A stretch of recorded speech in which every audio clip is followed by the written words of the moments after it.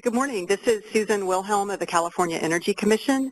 I'd like to thank Nancy Thomas and the Geospatial Innovation Facility, who's responsible for the development of CalAdapt 2.0, to this workshop, which they're hosting in Sacramento. Before I hand over the controls, I need to do a few housekeeping items. We are being recorded, so we're being recorded. For those of you who are not familiar with the building, the closest restrooms are located out these doors and then hang a right. They'll be on your right.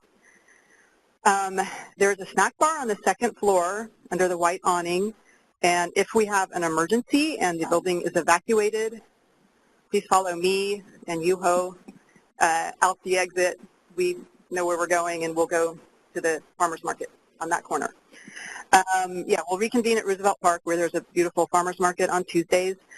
And please proceed calmly and quickly following us. Thank you. And I'd like to hand it over now to Nancy Thomas of the Geospatial Innovation Facility. I didn't really mean to. Okay. Thank you. Great. Well, thank you, Susan. We will get started. Thanks to everybody for coming today, and thanks to all the people who are listening in on WebEx. We're really excited about this. This is a great opportunity for us to get feedback on all the tools we've been building. So we're really excited about sharing CalAdapt 2.0 with you and hearing your feedback about what you think about it. So I want to just start a little bit with some introductions and some acknowledgments of all the people who have worked so hard to make CalAdapt possible. So CalAdapt is really a tool for energy sector resilience and research, and it's been developed at UC Berkeley's Geospatial Innovation Facility. So we started developing CalAdapt with the original version in 2011, and the development of CalAdapt has always been supported by the California Energy Commission. So we'd like to thank them for their oversight and guidance as well. And we do have several people who have worked really hard on CalAdapt here in the room with us. So I would like to just say hello and introduce a couple people. I'm Nancy Thomas, and I'm the Executive Director of the Geospatial Innovation Facility. I'd like to introduce Shruti Mukhtiar. Shruti, maybe you can raise your hand. Shruti is our lead web developer on CalAdapt. She really does all the beautiful data visualization. And Brian Daly is our senior web developer at the GIF, and Brian does a lot of the back end. He's really built the architecture of the site. So it's their hard work that's made it really a great product. I'd also like to introduce our colleagues at the energy sector. So Susan Wilhelm is with the Energy Generation Research Office. And of course, Guido Franco, who's really led the development and oversight of CalAdapt. So thank you for coming today. We also have Sonia Giu in the room. Did I pronounce it wrong? I'm sorry. Sonia's going to be helping out also with some of the breakout sessions today, so thank you so much for that help. David Stoms is also going to be helping out with with the breakout sessions today, and Yuhu, who's also going to be working with the breakout sessions. So thank you all for coming. We appreciate it. I got your name wrong too, huh? Sorry about that.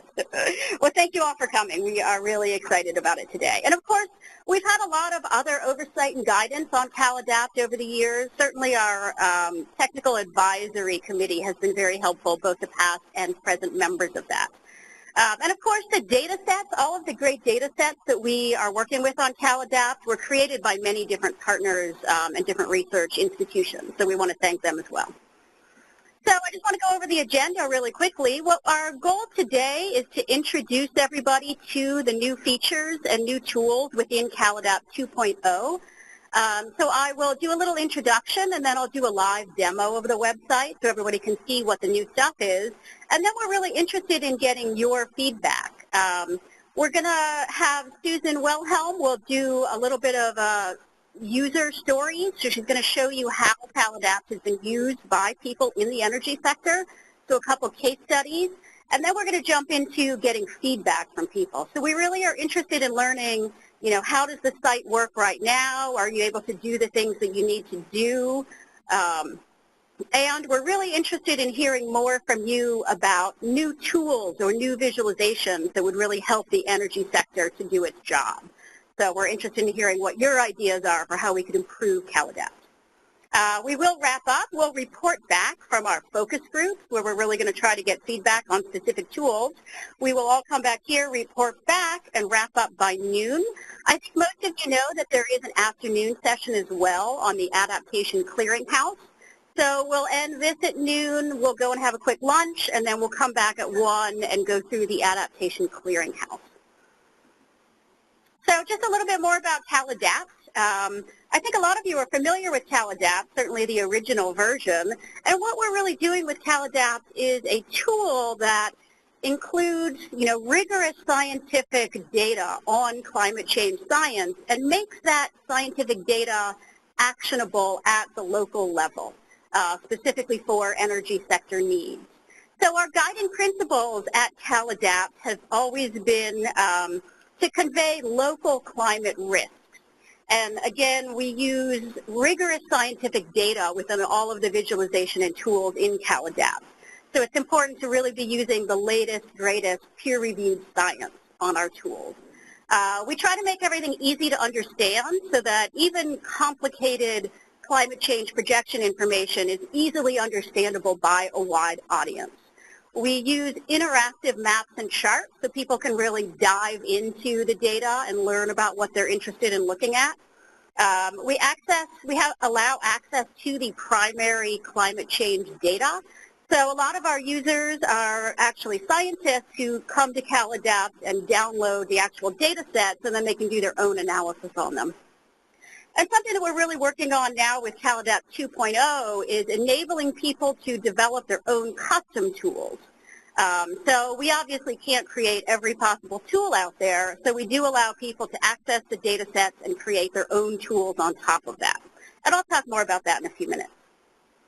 So those are all our guiding principles. As I mentioned, we are really here to introduce CalAdapt 2.0.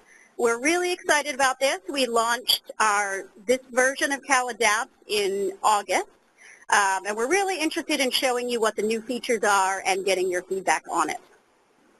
So I'm going to start just a little bit with some of the enhancements. The original CalAdapt was first launched in 2011, and since then there have been a number of different new factors that we needed to work with to create a new website. So CalAdapt 2.0, probably the biggest difference is that there's much more high-resolution data. So we're including higher resolution, higher fidelity data sets within CalAdapt 2.0. One of the main data sets that we're using is the temperature and precipitation that's been created at a daily time step.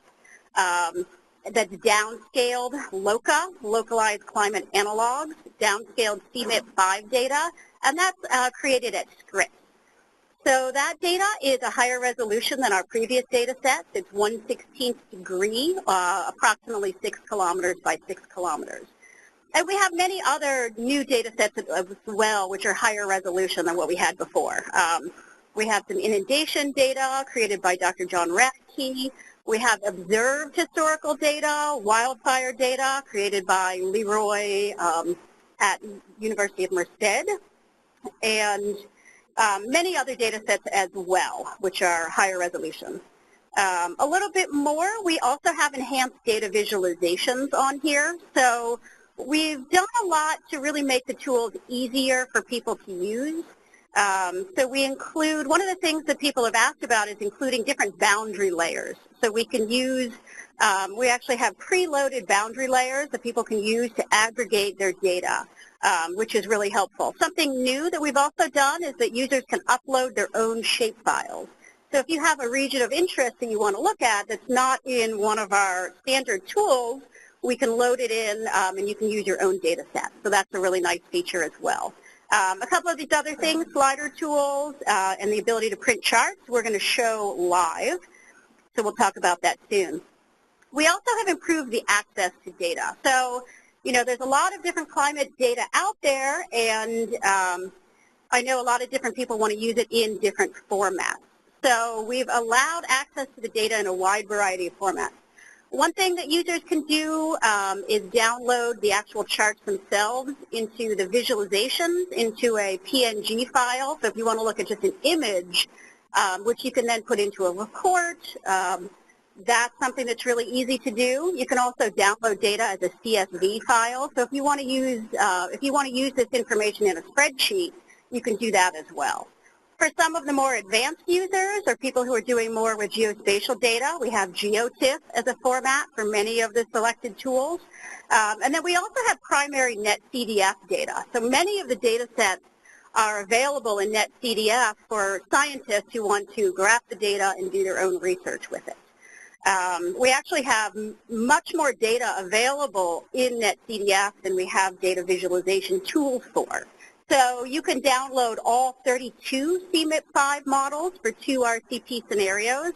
You can also download all of the VIC modeled variables in NetCDF format through CalAdapt. And then we also have a new public API, which is created for custom tool development, which I will talk a little bit more about. So this is something really exciting that's new with version 2.0. So we have built an open source application programming interface for CalAdapt. This is probably a little more than you want to see, but this is really our open source web architecture that the site is built around, all built at the GIF. We have developed our own spatial data sources or spatial libraries to work with temporal aggregation of data and allows us to do the spatial aggregation by different boundary layers. But the really great thing about the API is that other organizations can access the data without downloading it and use it in their own application. So that really makes it very powerful. Again, you know, we can do as many tools as we can, but we can't build tools for everybody or for all local applications. So with the API, you can just go and grab whatever climate data sets for your region of interest that you want to work with and put that into your own application. So that makes it really freely available for a very wide audience. So that's something really exciting. So just a little bit about how CalAdapt supports the energy sector work. We do that in a number of different ways. As I mentioned first, you know, we are serving all of these rigorous peer-reviewed scientific data sets. One of the things that's really important that we've done with CalAdapt is we default to the recommended scenarios for California. I'll show you that in just a minute. But we have scenarios that are aligned with recommendations for the energy sector as well as for the fourth assessment research portfolio. So that allows cross-integration of results.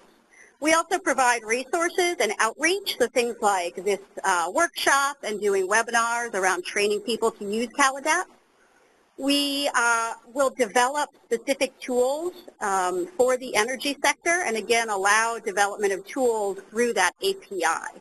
So that's pretty cool. We also do, of course, our data visualization. So really a lot of people know CalAdapt through some of the great data visualizations that we share that, again, can communicate these complex results in ways that are easy to understand and easy to use. So a little bit more about the recommended scenarios. So there are, you know, there's many different climate change models out there, as most of us are aware. In fact, there's 32 of them that have been downscaled for California. Now, once you start working with that many climate models, it gets really confusing. You don't really know where to start, which one to use. So what we have done, we are showing on CalAdapt the models that California has determined are the top priority models. So I think it was DWR work that selected the initial 10 models, which is something that you can choose on most of our visualization tools. And out of those 10 models, 4 models were specified as being the best ones or the priority models for different research groups to work with. And these are the defaults on all of our CalAdapt tools. So that's something that has been really requested by a lot of people. There's so much climate change information out there, you sort of need to get a handle on it in some way. So having these 4 models to really start with is a really important way to make it easier to use rigorous climate change science. So with that, I am going to do a demo. I can only talk about it so much. It's much better to look at it and see how it looks on screen. Let me just set this up.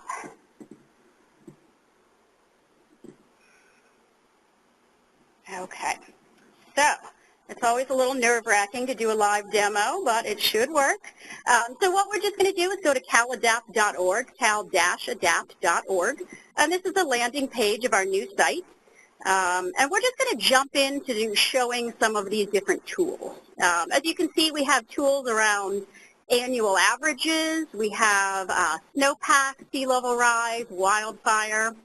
We're just going to go up to the top and start with our annual averages tool. So what we see when we go to each of these tools is some general information about it and our data visualization. So this tool is defaulting to a grid cell outside of Sacramento. So that's what our default location is. So a couple things about this tool. We're looking at maximum temperature for that particular grid cell. We are looking at this gray line, if you can see that, is the actual observed historic climate data. So that's our actual observations. And the colored lines are our projected LOCA climate data. One thing that you notice is this gray boundary, the gray envelope. The gray envelope is actually showing us the range of values from all of the 32 modeled data sets. So that's showing our entire range of variability. So we call that the envelope of variability for all of the different data sets. So that's a nice thing to see. As opposed to just trying to focus on individual models, we can sort of see what that range is. And as we can see, it's a very wide range. We can scroll down and look at different models. So here are the 10 climate models that I mentioned. And as you'll see, those 4 recommended models are the ones that are defaulted to. But you can also add or subtract. You can click on these to add more models, and the chart will update with that information. So we have a quick stats tool. So what this is showing us is the annual mean for the historic time period, and then it's also showing us the annual mean for end of century based on the climate model we chose, the climate models we chose. We can also change the emission scenario. So right now we're looking at RCP 4.5, where emissions peak around 2040 and then decline. We can also look at RCP 8.5. You'll see that the data updates as we select different things. And we can also see how the mean changes. So what we're projected to see with RCP 8.5 is more around 82.7 degrees. So a couple other things we can do. Within each of these tools, we can download the data as CSV. I mentioned before that that's a way that a lot of people have been interested in looking at the data. So you could just download that and use it in your own application. You can also save the chart. So each of these charts you can save out as an image file, and then you could easily input that into a report or something else. And you'll see that that has all the information on it, including the data sets that you're using. So we will jump into a few other tools and learn more about it as we go along. Let's start by also looking at this precipitation. So again, we have these annual averages for max, minimum temperature, and precipitation. So precipitation is interesting. We all know that precipitation in California is extremely variable, and we know that with projected climate change, it is actually still going to continue to be quite variable. In fact, in some areas, some models actually are projecting higher precipitation. So a couple other things to explore here. One thing that we can do within all of these tools is change our location, of course.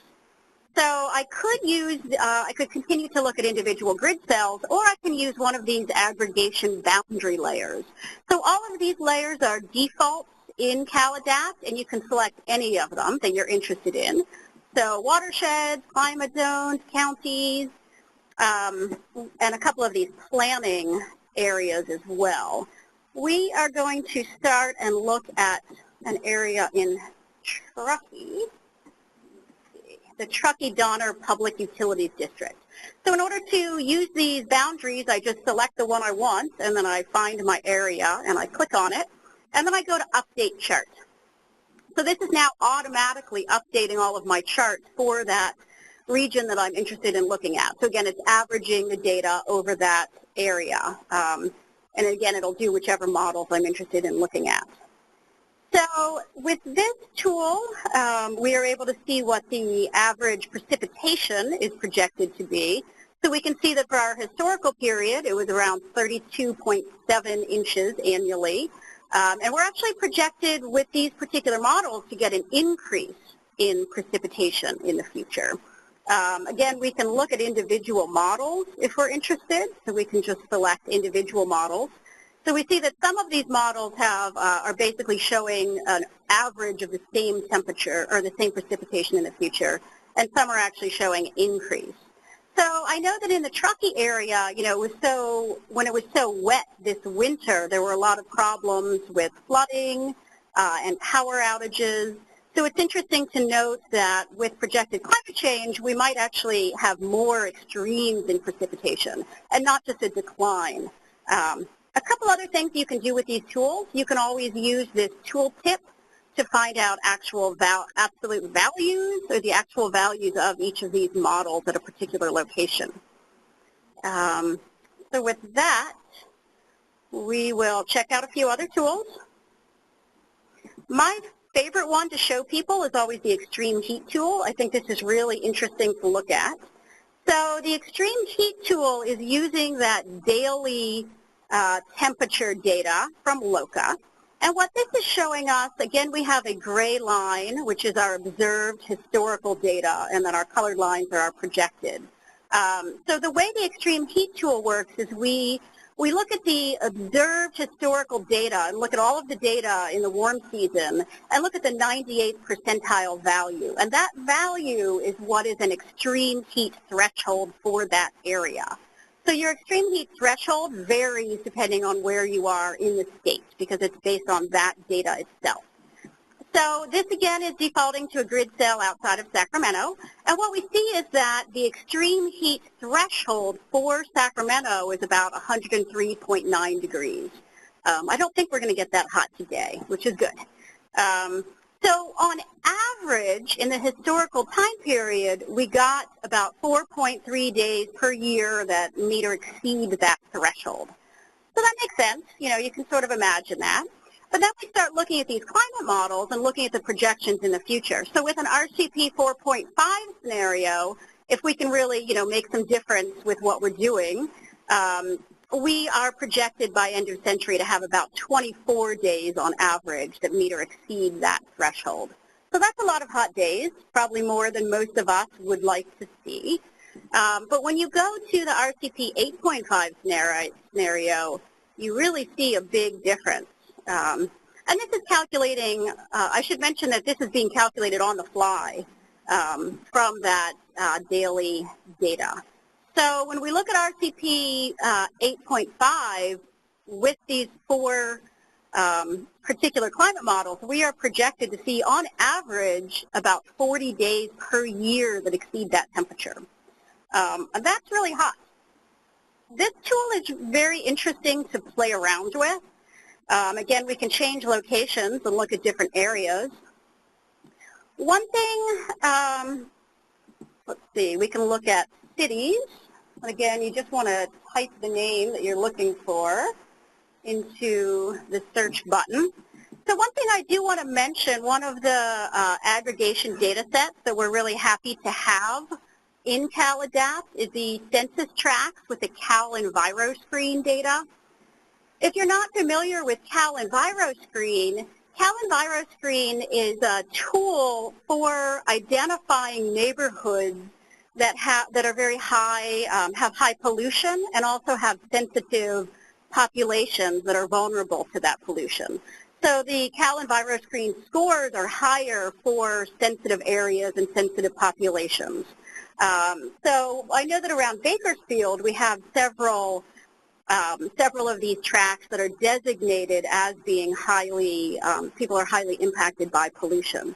So we can just select one of these and update our charts again and look at this particular area. So now we're looking at one of these designated one of these communities that's been identified as being highly impactful by pollution and environmental factors. So we can see our CalEnviroScreen score here is a high percentile.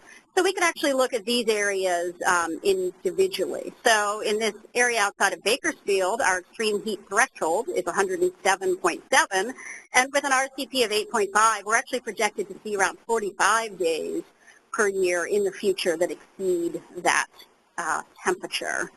So this is a really interesting tool to use, and of course it's important to know, this is projected climate change, so it's important to think about the variability that we're seeing, and it's interesting to see how it varies over the state. So for instance, if we go to Berkeley, California, it's a much different story. In fact, I can do that quickly. So, climate change is expected to impact different parts of the state in different ways. So with Berkeley, take a moment to get that data. Our extreme heat threshold is much lower, and we're projected to see, much less of an increase with climate change. So we're at a cool and comfortable 87.9 degrees there.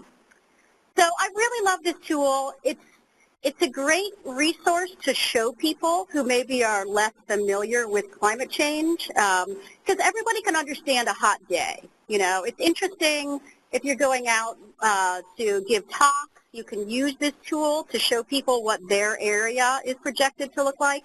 And I think it's just a way that people can really feel what climate change might be like, because I think it's hard to get people to understand that sometimes. So this is a great tool to, again, feel free to look at it, play around with it. So let's see. I don't have time to show you all of the tools today. I wish I did, but I'll show you a couple different ones. I want to look at the wildfire tool. I do want to mention, I want to show you that on each of these tools, one thing you can do as well as look at the visualizations, you can scroll down, you can see your models, of course, and you can also learn a little bit about each of the tools, so what the data sets are, the data sources of the tools. I wanted to mention that because I mentioned Leroy Westerling from UC Merced, who created this wildfire data set at his research institution. So that's what this data is showing. So all of the tools allow you to learn more about the data sets. So with the wildfire data, the first thing I want to show you is an animation that we built.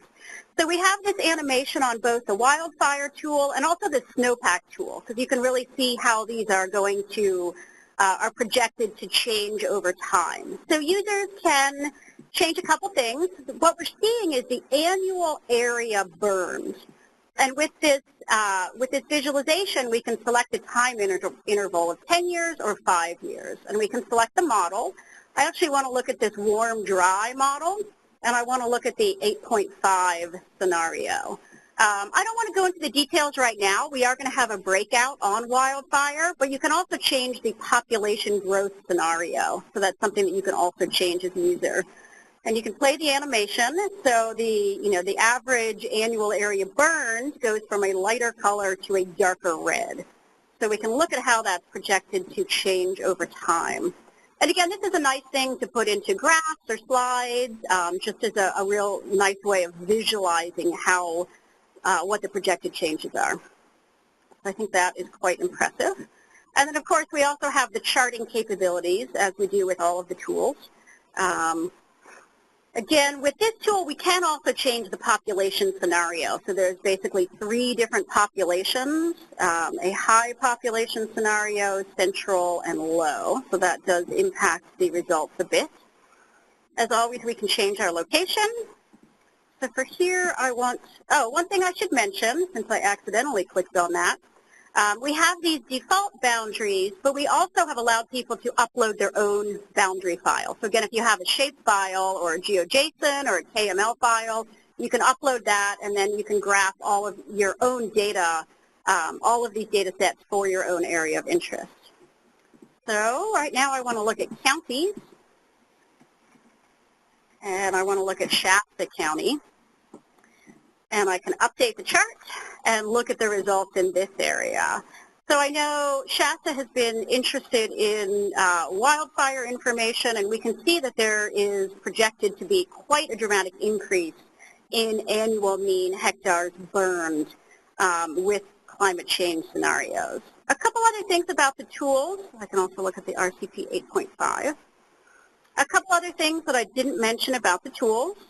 You can change these slider bars. So right now the defaults are this, observed historical data, and then we are looking at defaulting to the end of century. But if you're actually interested in looking at maybe the mid-century information, you can do that easily just by using these slider tools. So you can change the date range that you're looking at.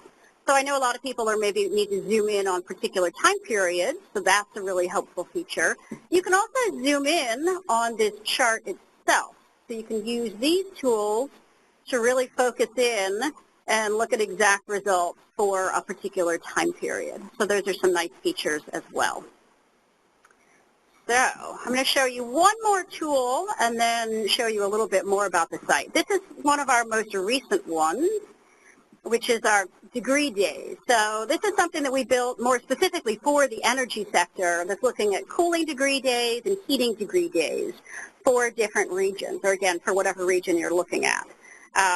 So what we learned with cooling degree days, we use a base temperature of 65 degrees Fahrenheit, and your cooling degree days or your heating degree days are basically a sum of how many degrees above or below that value you get per year. And that's something that's really used for looking at energy efficiency and how much you have to, how much it costs to heat and cool buildings. So we can see, again, we're defaulting to Sacramento, and we can look at the increase, the expected increase in the number of cooling degree days through the end of century. A couple other things about this tool. We can, again, as with all of them, we can save the chart, we can download the data. We can also enter a specific time frame that we want to look at. So right now we're defaulting for a year, but we can also look at a specific month in time if we're interested. So users can change that to look at different time periods. One thing, that we think about, we are always improving these tools. So one thing that we want to add into this in the near future is allowing users to enter in their own base temperature instead of have just a defined 65-degree temperature. So that's something that we're adding into a future version of this. Again, you can always scroll down, look at the information, and look at the data sources. One other thing, let's see, do I have time? I did want to mention one other thing on this extreme heat tool. We will let that go. This, again, is looking at Sacramento. So thinking about extreme heat, I forgot to mention that this tool also has a timing of extreme heat days feature. So what this is showing us is how the timing of these heat events is projected to change in the future. So what we have are the months of the year, and we see that in the historical time period, most of our hot days are, as to be expected, occurring between June and September. But as we go into nearing the end of century, we see that that time frame is broadening, so that now we are expecting extremely hot days from May to October. So that, yeah.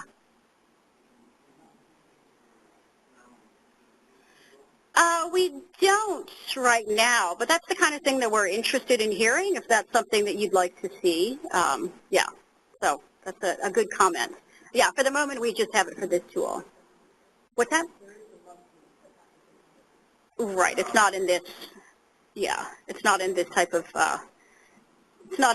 graphic. The other thing I wanted to point out is that the colors are showing you what that temperature is projected to be.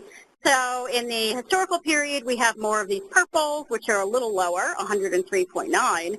But as we're going out towards the end of century, we're getting more and more of these events that are 109 to 119 degrees. So again, our heat is expected to get hotter and also to be a broader heat season. So that's something that's interesting to look at as well. So I don't have time to do more tools. Again, I really encourage you to take a look, play around with it, and sort of explore your areas of interest. I do want to point out, CalAdapt is always a work in progress. As Shruti and Brian will attest to, we're working on tools right now. So the next ones that are coming out, we are also excited about. We're building a tool around long drought scenarios. So looking at temperature, precipitation, and VIC variables for some drought time periods. And then we're also working on stream flow. So we have some data that we'll talk about in a minute that is stream flow data, and we're building a new tool around that. So those are our things that are coming up soon. So just quickly, I do want to go into the other things that you can do on CalAdapt. So we can look at data, and as I mentioned, we can download many of these data sets in many different formats. So we have our LOCA data, we have our observed data, sea level rise, wildfire, snowpack. All of this data is available for you to download. So for many of these variables, we can look at GeoTIFF. We have NetCDF, or getting the data through the API for many of these variables. And again, we have a lot of data that's on the website or that's on the server in NetCDF format that we haven't necessarily built visualization tools around yet.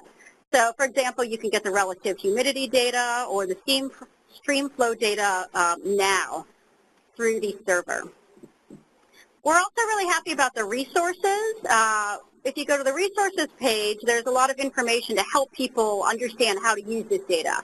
So you'll see the ICARP, the Adaptation Clearinghouse. The current website is linked to here, as we will also plan on having the future an improved website linked as well. We like this using climate projections. Catherine Davis-Reich at UCLA helped us write some really nice, just important pieces of information for people who maybe are unfamiliar with climate change data. So things like consider different greenhouse gas scenarios separately, remember that future climate projections are not weather predictions, and you can scroll down and see a lot more information about how you use climate data. That was something we heard from a lot of users, that a lot of people don't really know what to do with this information, so I think this can be really useful as well. We have a blog which you can follow, and let me just jump back to this initial landing page. So if you scroll down on our landing page, you also can find information about the CalAdapt API. So we can look at documentation, and this is going to be something that we go over more in detail in a breakout session today, but if you are interested in trying to build your own tools or use the data set within your own application, that's a really good place to start. And as a final plug, you can subscribe to the CalAdapt newsletter. So if you're interested in learning, when we get that StreamFlow tool up, sign up for the newsletter and we will send you some information. So with that, I am going to hand it over to Susan, who's going to talk a little bit about some specific use cases of energy sector uses of CalAdapt. And you can find that on. Okay, thanks so much for the demo. Let's see.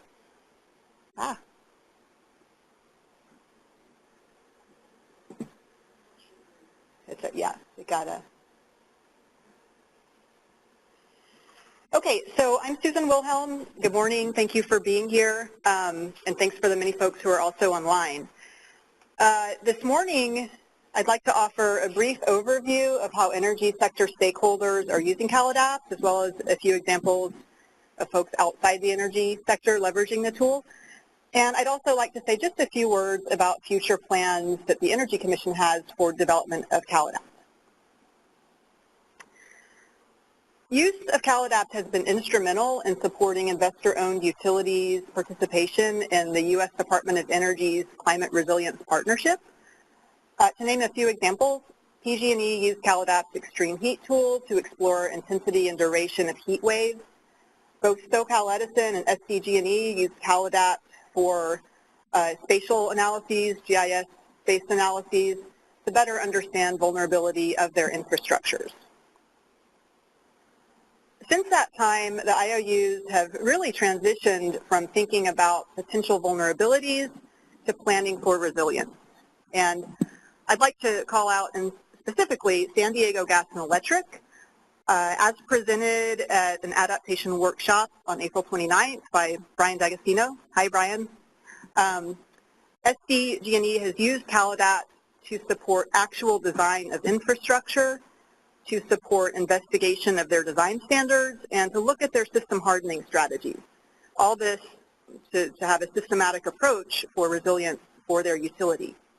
SoCal Edison, as presented also on August 29th by Adam Smith, hello, thank you for coming, told us about how SoCal Edison is using CalAdapt for analyses of projected climate faced by the Mesa substation, and they plan to integrate climate change projections into existing planning models. Ultimately, the utility's 2020 general rate cases will incorporate adaptation actions, and they will be relying on the data that are presented by CalAdapt. As Nancy pointed out in her tour, CalAdapt automatically defaults to 4 so-called priority models. These models were systematically selected through statistical analyses to broadly represent a range of possible futures.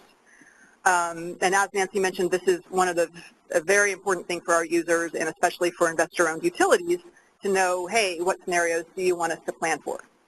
So in addition to providing a coherent body of climate projections for actual planning measures, the California Energy Commission and Natural Resources Agency have been using those scenarios as the basis for California's 4th climate change assessment, which is a comprehensive suite of studies that investigate climate-related vulnerabilities and resilience options across a number of sectors. As part of this effort, the Energy Commission is supporting a suite of studies that explore vulnerability and resilience options, and these studies are using the data from CalAdapt.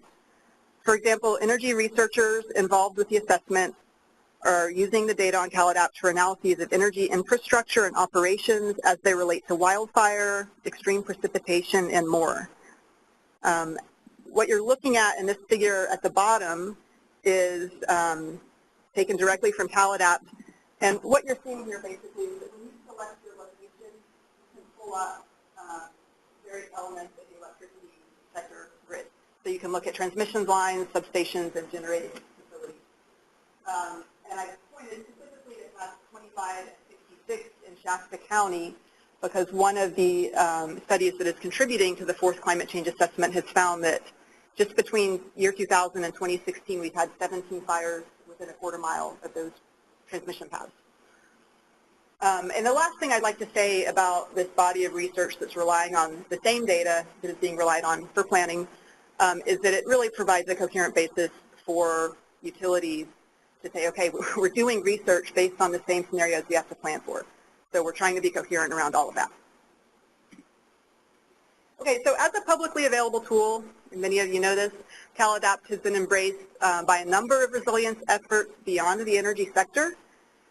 There are a lot of examples here, but I'd like to point specifically to the first one, namely that California's 2017 update to the General Planning Guidelines directs governments to CalAdapt to support assessment of climate-related vulnerabilities, which is required now by General Planning Guidelines. The list is long, but let me point out 2 more uses. One is that the California Government Operations Agency, or GovOps, thanks Matt, has leveraged CalAdapt's publicly available API to develop one of the first externally developed automated tools. And this tool supports incorporation of adaptation into sustainability roadmaps, which are undertaken, I understand, for more than about 1,000 state facilities. 1,500, all right. Another interesting use case beyond the energy sector comes from the U.S. Forest Service, which has used CalAdapt for planning at least one fuel treatment, the Tatum Bridge project, with future climate conditions in mind. The Energy Commission, as Nancy mentioned, has supported CalAdapt development to date and will continue to support some evolution of CalAdapt to keep pace with new research and also to respond to emerging energy sector resilience needs. Specifically, the Energy Commission proposes to continue to support CalAdapt enhancements that incorporate additional projections of parameters of interest. These could be parameters that aren't currently projected, or these could be improved projections that might offer better resolution or better accuracy to what we have there now. The Energy Commission also plans to incorporate data from California's fourth climate change assessment, which will be released in about a year. Finally, and here's where your input is so important, CalAdapt will continue to produce new tools and visualizations in response to feedback, workshop findings, and guidance from our advisory committee. And with that, I would like to hand it back to Nancy. Let me get you out of my presentation. Yeah, you know, I asked for to see if people have questions. Are we allowed to do that with WebEx? We've got plenty of time for that. Okay. We would, I think, want to ask people to ask their questions in the mic, just so that we can get everyone. Okay. Yeah. Great. Thanks.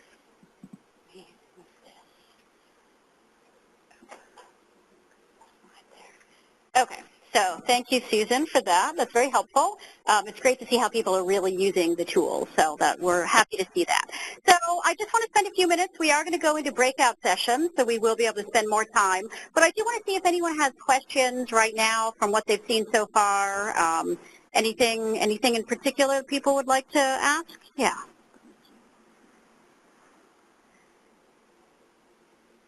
Hi, Adam Smith, Southern California Edison. I'm wondering, it doesn't seem like it'd be something directly included in CalAdapt, although it was in the wildfire.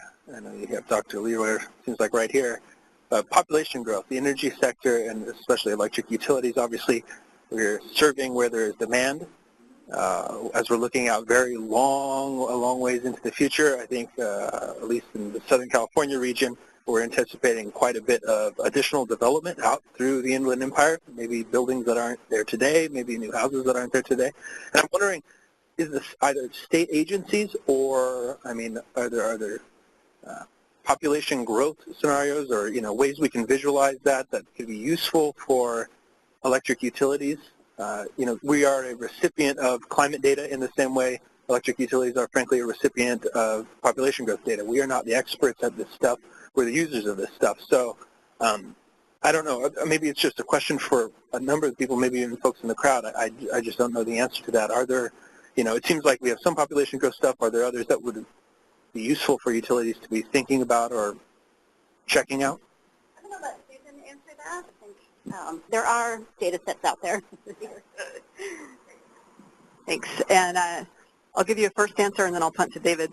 But to support California's fourth climate change assessment, we did partner with the Department of Finance to develop extended population growth projections beyond 2060, which is where they typically would end. So most of the data on climate, most of the CalAdapt data nominally aren't really sensitive to population. I mean, temperature, precip.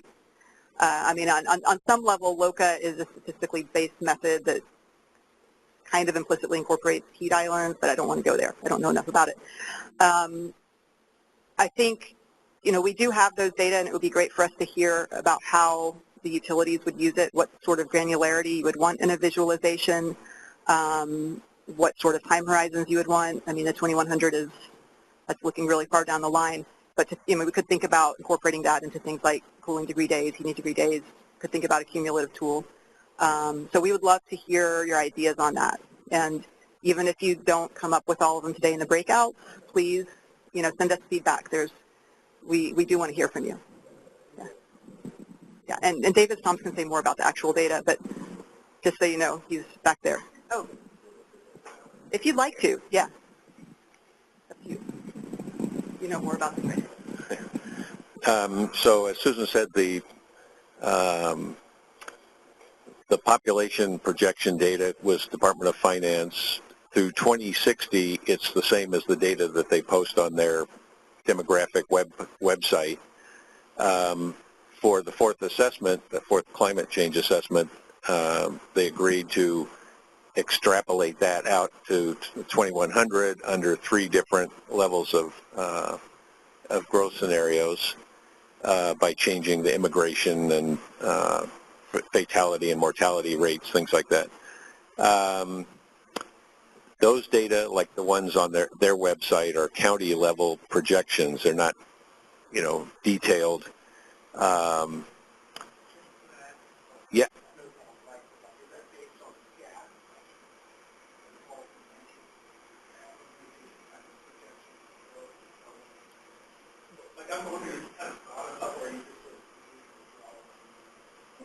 It's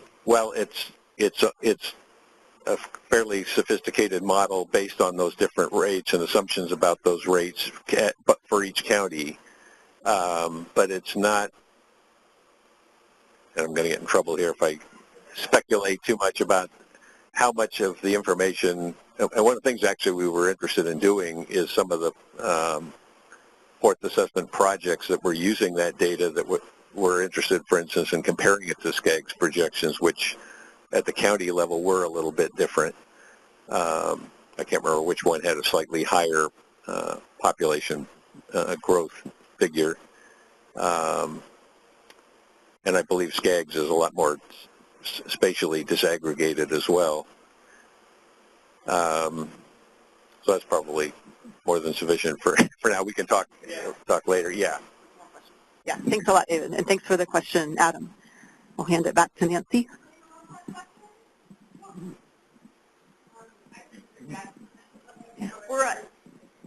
Yeah. Yeah, there's a lot of people on the line. Thanks. I'm just wondering how this tool compares to other data visualization tools like Climate Wizard.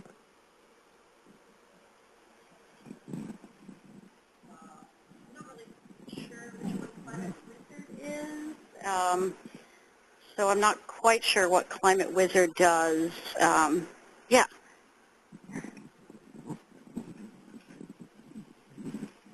So I think Climate Wizard is using a different downscaling technique. So the downscaling technique that we're using is local analogs. That is almost like the official downscaling technique that we should use in the state. So that's the main difference. But in addition, the federal government has adopted LOCA.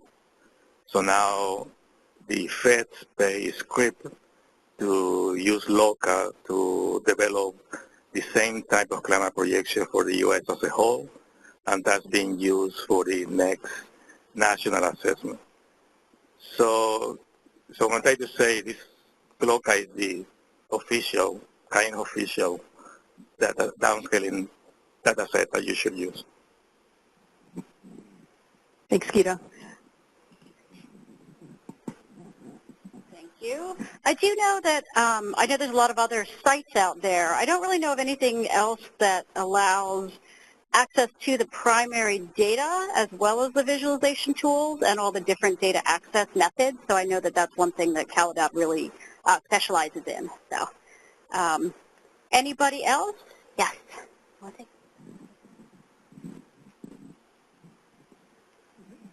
I'm Jessica Knapstein, PG&E. I know that for the sea level rise data, there's some talk about creating probability distribution functions of the data coming out in around January, from what I understand.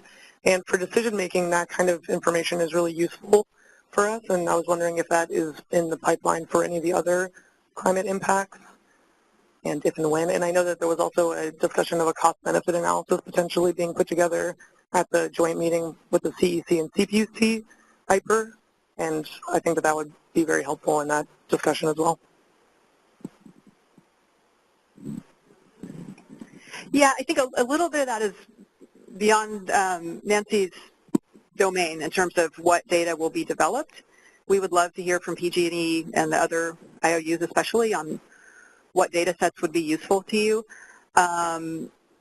You know, we do have, and it is on the extreme heat tool, the ability to look at, say, like how many exceedances of the 98th percentile historical temperature.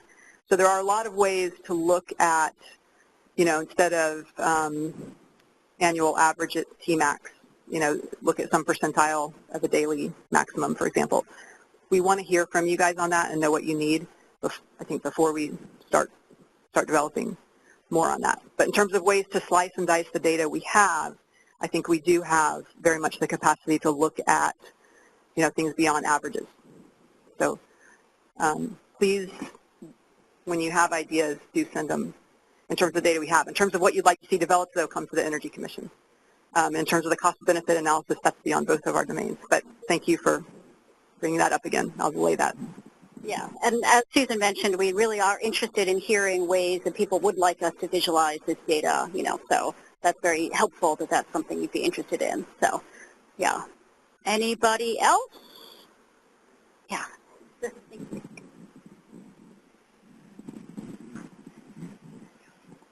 Thank you all for providing this workshop and the information and updates. They've been extremely useful in the work that Caltrans has conducted so far on our own vulnerability assessments, but also working with GovOps on our assessment of facility impacts. And I wanted to just continue showing support for the development of additional tools, and that share that it's really important to us that the API and all of these primary data tools are openly accessible. That's excellent. I particularly would be interested in, for just general population needs, like the humidity data that was referenced. I think that could be really important to cross with the temperatures and understand when public health impacts are going to start being seen across the board as a result of those two combined.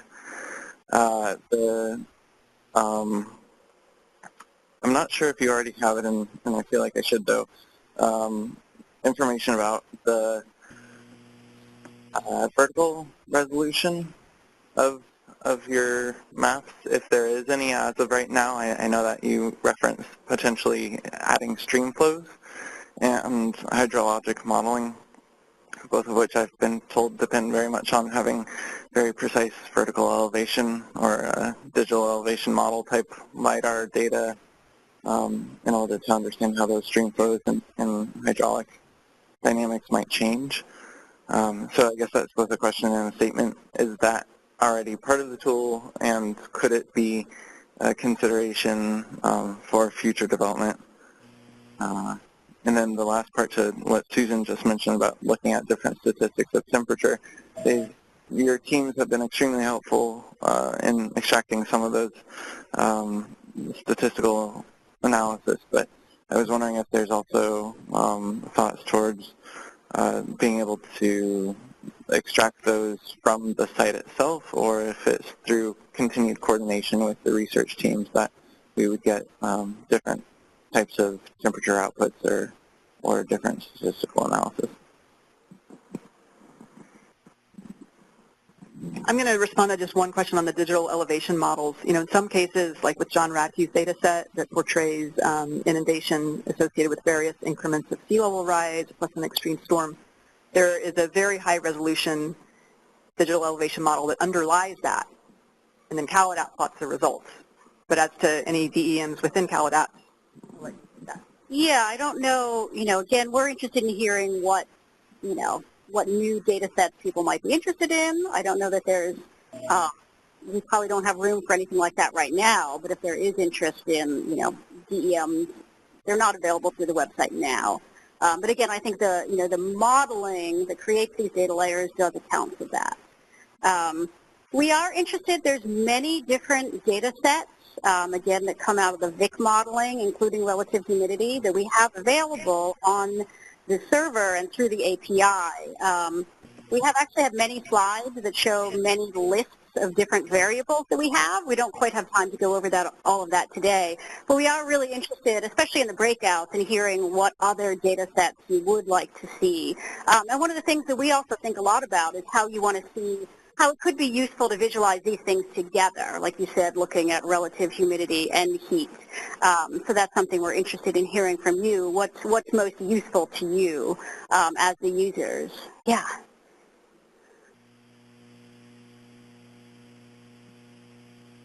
Jessica Nasty and PG&E again. Along those lines, we were interested in, as Adam aptly pointed out, having the experts kind of tell us how I know that this is an area of climate science that there's a lot of uncertainty in, but how interactive effects feed in to this. So, for example, how drought might impact wildfire, might impact heat days, and how we might think about planning in a scenario when all three of those are compounding, as opposed to just getting one right.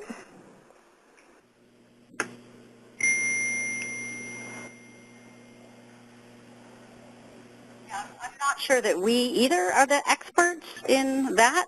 We do the data visualization. I hope that is a question. Okay. Mm-hmm.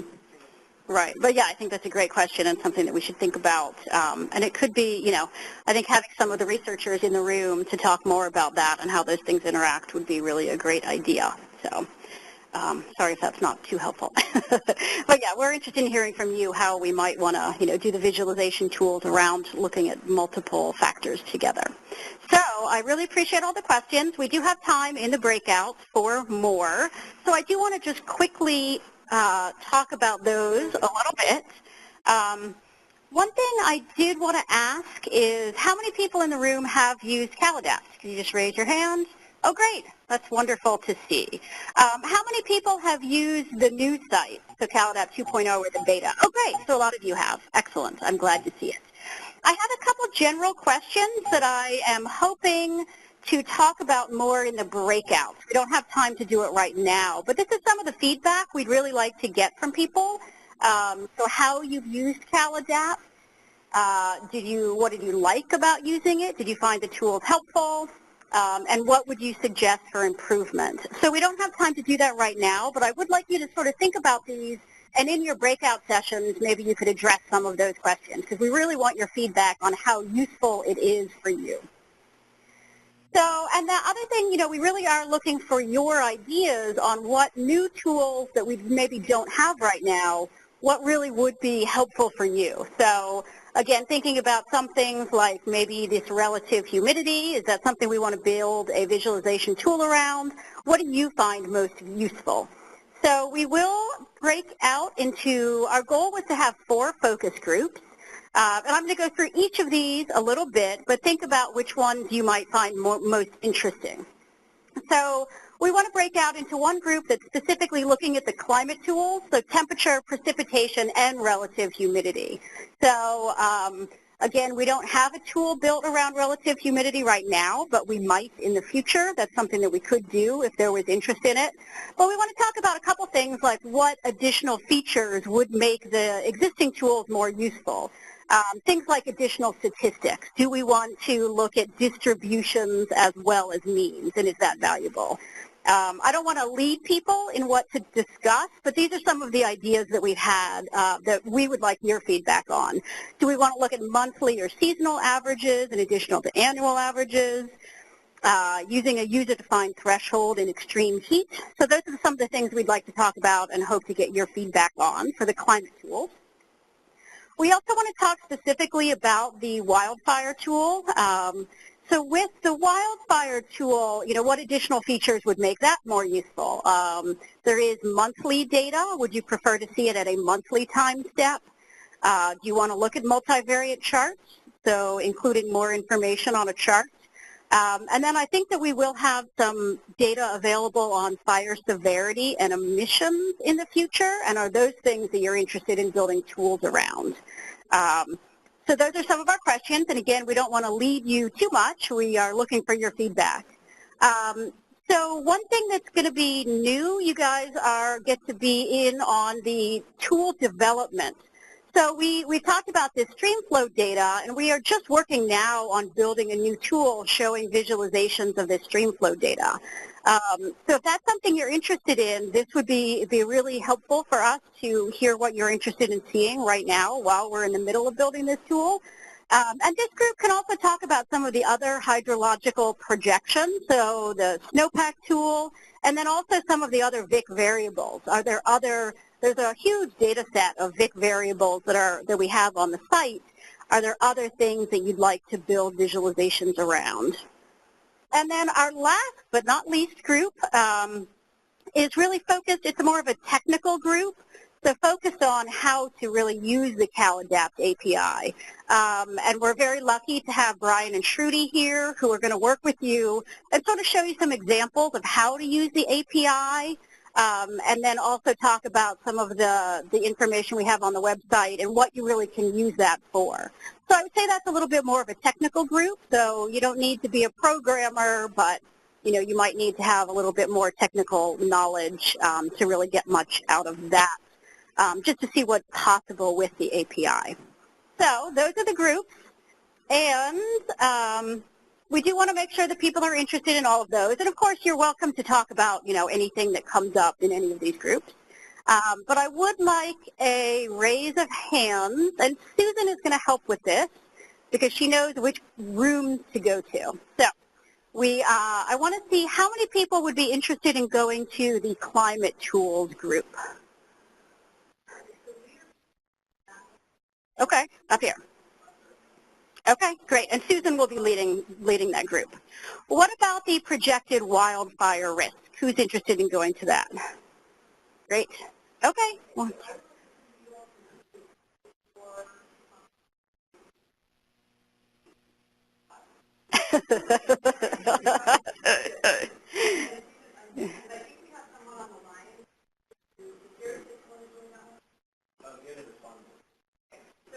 Okay. Okay. Okay, great. Okay, but so we follow David to wildfire. Yes, and we're very lucky because we have the developer of that data here to talk about it. So all our questions will be answered. What about the snowpack, stream flow, and other hydrological projections? Okay, great. Okay.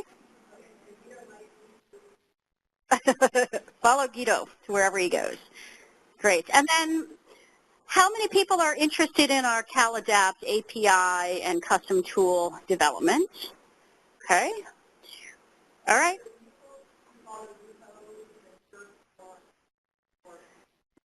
Okay.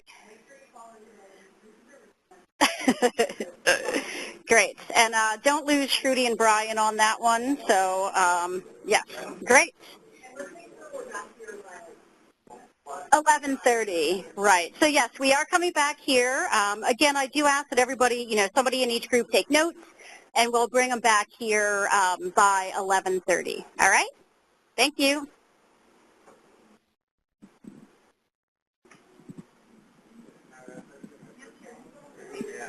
Yeah. What is this? You can follow them. They're out. Yeah. Thanks so much. Great.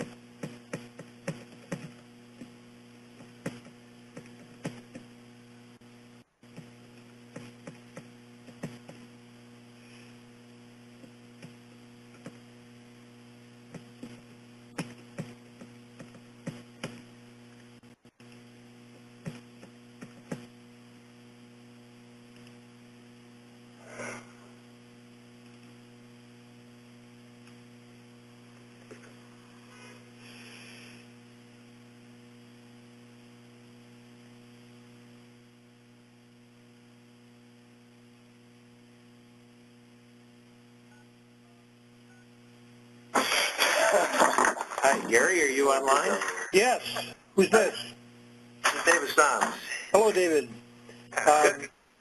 Larry Dale wants to join too, and he's been online. I'm not sure if his audio is working, but...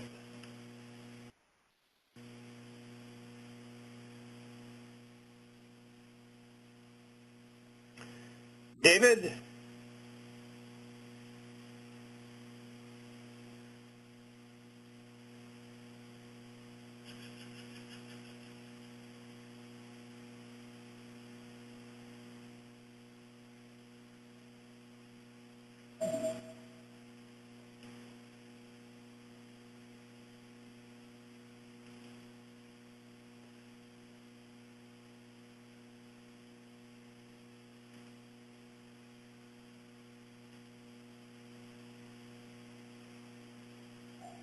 Hello?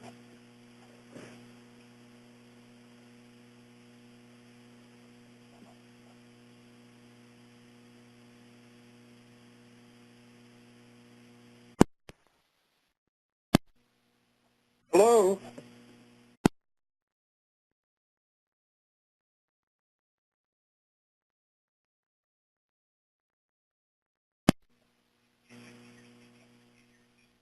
Well, I'm right now the audio has been cut off, and I'm trying to call them back, but the line is they haven't hung up on their end. There's no audio, but they've got the line locked.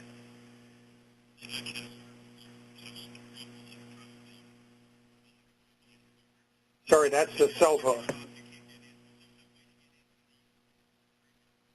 Yeah, that's what I'm trying, and they said stay on the line, but that's not working. I'll keep trying. I did. I'll let you know if I can get in anywhere. Let me keep trying.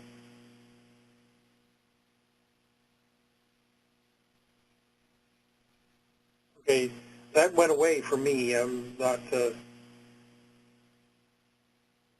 here, I've got to keep trying something here. I'll get back to you.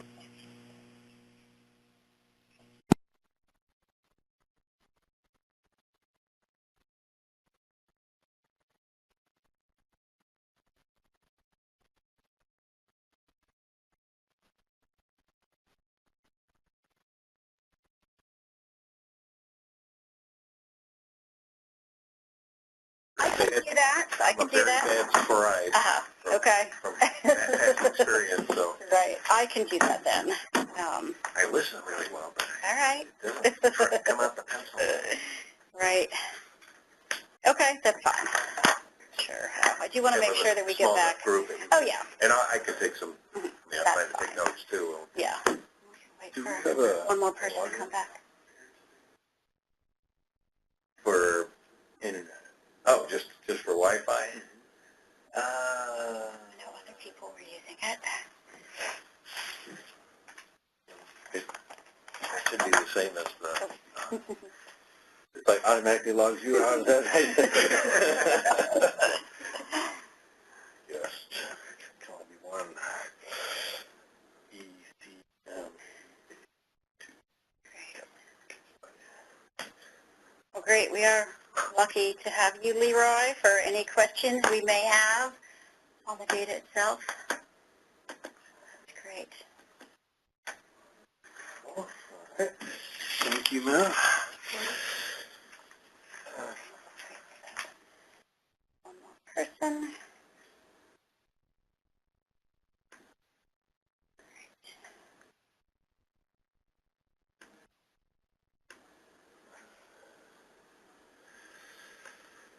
Are we still waiting for? Yeah. Okay, sorry, I'm multitasking.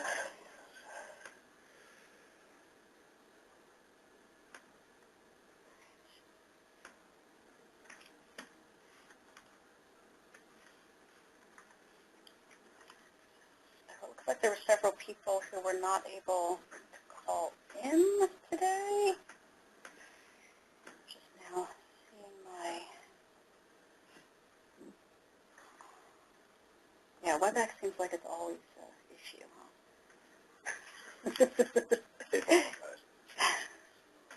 Yeah. Great. Well, thank you again for coming and for joining. I do want to go around and just see, I want to see some introductions. So if you don't mind just saying your name, where you work, and maybe if you've used CalAdapt and what you've used it for. So you've already met me already, Nancy Thomas, and I'm the director of the Geospatial Innovation Facility. So, you know, I have to say that I can talk about CalAdapt a lot, but I don't actually develop the tools, so that, you know, our great web developers do a lot of that work. So, but I think, you know, I've been really happy with the great response that we've gotten, especially with some of the new visualizations that we have. And we're really looking forward to hearing your feedback, any feedback at all about the site and what information you may have and what you need from us. Great. So, yeah. I can go next, I guess. I'm Nikki Caravelli, and I'm from Sierra Business Council up in Truckee. And I'm hosting a webinar in about a week on climate tools for our Sierra Nevada network for planning for resources. I wanted to feature CalAdapt, so I haven't actually used the tool, so I'm here more to learn, but also hopefully add something to this conversation about wildfire. Great. My name is Lisa Mary. I work at Ascent Environmental here in Sac. We mostly use CalAdapt for EIRs and vulnerability assessments. I'm actually the GIS person, so I'm usually pulling things for people, and prior to the shapefile tool, I would have to process that all. So a lot of our just question stuff has to be, you know, we're always comparing to baseline and trying to figure out what baseline is. And, yeah. Great. Hi, I'm Margaret Cooper. I'm currently an intern at California Office of Emergency Services. We use CalAdapt a lot. It's like in our state hazard mitigation plan, and especially for hazard mitigation. Personally, I've only been on it to like play around with the tool, and I have not like really gone in depth looked at it. But what I have seen, I have enjoyed how user-friendly the CalAdapt 2.0 is. Great. Thank you. Anthony Westerling, Roy Westerling, what I go by. But Anthony's on all my papers, and I made these data more than once. Probably many times. Yeah, CalAdapt has. Great. And I'm David Stumbs with the Energy Commission, helping with the some of the energy sector part of the fourth climate assessment, and particularly kind of being kind of the wildfire liaison with Leroy. And I guess we have at least one or more people on the phone here. Right. So for the people who are on the phone, can you hear us? And do you want to introduce yourselves? Yes, I just got back in touch with the phone, with the audio. This is Gary Fitz with the LBL Wildfire Research Team. And I know Larry Dale and Sarah McDonald are trying to get through. Is this the wildfire group? Yes, yes it is. Okay, thank you, I'm here. Great. Anyone else? Okay. Gary, do you want to mention if you have used CalAdapt and maybe what you have used it for? I'm trying to get an idea from everybody on how well they know the tools. Yes, we've been using CalAdapt to check our own calculations. CalAdapt shows us the area burn statistics, and we've been developing probability statistics, but it's still a great cross-check. And I know that Lloyd Dixon's insurance research project down at RAND has been using CalAdapt to decide which climate models to bracket our results with. I've been working with them also. Great. Well, thank you. And we'll go ahead, and then if Larry is able to join us, we hope he will be able to. So what we're interested really is just some general feedback, and we are really lucky to have Leroy here. So if anyone has any questions, you know, about the data in particular, maybe we could start with that. Or, you know, what we're interested in are really what additional features would you be interested in seeing in, you know, the wildfire tool that we currently have?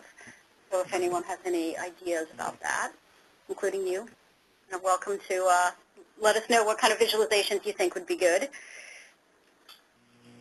I think for us, timing and severity would be helpful, but then also one of the most recent things we had is what, in looking at the tool, like what to kind of use for current, for baseline, to compare it to, to kind of give an overall painting the picture, like, you know, like percent increase or how much, you know, increase as opposed to just presenting, you know, in 2050, 65 hectares. Kind of not really knowing what to have. Like what to use in the tool and the data. Because, you know, for climate, you can, it shows, you know, the gray line. Right, there's observed data. Right. Yeah, you get you see the actual numbers, but it doesn't automatically do comparisons for you. You sort of have to do that on the side currently. You said timing and severity? Yeah, you know, we talk about, you know, fires are going to start occurring earlier in the year or, you know, last longer into the season. So, the timing, the initial data are generated monthly, right? But that's a lot more files, so that's not what goes into CalAdapt.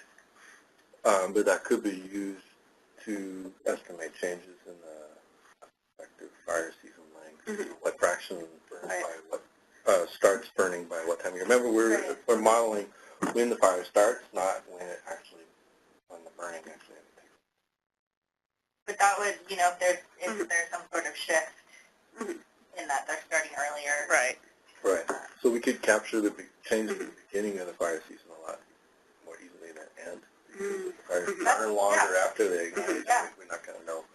That's what's happening now in the observations, right? And so the fire season has increased substantially across the West in observed data. I can give you a paper in mind just how that's changing now. And about half of that increase is earlier start, and about half of that increase is burning later into the fall. So we'd be missing about half that change in the fire season. Larry, your voice faded out. Can you say that again? Okay, so when you look at the recent historical data for forest fires anyway, the length of the fire season, the way I define it is the time between the first report of a large fire igniting that, you know, eventually becomes large, and the last control date or containment date, right? So those bracket the season, and there's been a really dramatic increase over the last 40 years in the length of the fire season, over 80 days west-wide. And I have published the numbers for each sort of sub-region as well. But about half of that increase is due to earlier starts or earlier ignitions of large fires, but another half is due to sort of burning later into the fall. And that's a combination of ignitions later in the year and longer burn times. So the fires have gone from burning about 5 days on average to over 50 days on average for large fires. It would be really useful for us not to get the monthly fire projections, but to get a separate fire season length distribution over the years, if that is something that CalAdapt could show. Okay, that would be feasible with the data that we have on hand. Would it, this is David, would there be a possibility when you showed that graph of the heat, extreme heat or heat waves expanding Right, the seasonality. The width of the season as well as the magnitude. Would there be would that be a useful and feasible thing to do with fire? So say it again. The width of this. Remember, I was multitasking, so I didn't look at I can. correct. So it I guess I can. I hook my laptop up. So it has, year on the x-axis, month on the the y-axis, and then it just shows the dates of those and color-coded by the magnitude of the extreme heat. Yeah, I think we could and then it fans out, just like similar to fire season. You could do something like the number of large fires by month. If you want to get the whole thing in there, distribution of ignitions. Right? Or you could do the fraction that ignite. You might lose the change in the absolute number. What's the cutoff for large fire? How are you? So this is a statistical model, and sorry, I inhaled my coffee. This time we use the monitoring trends and burn severity data set. Oh, okay. Which is a remote sense fire severity and extent GIS layer from the Forest Service, and the strengths of that data set are that it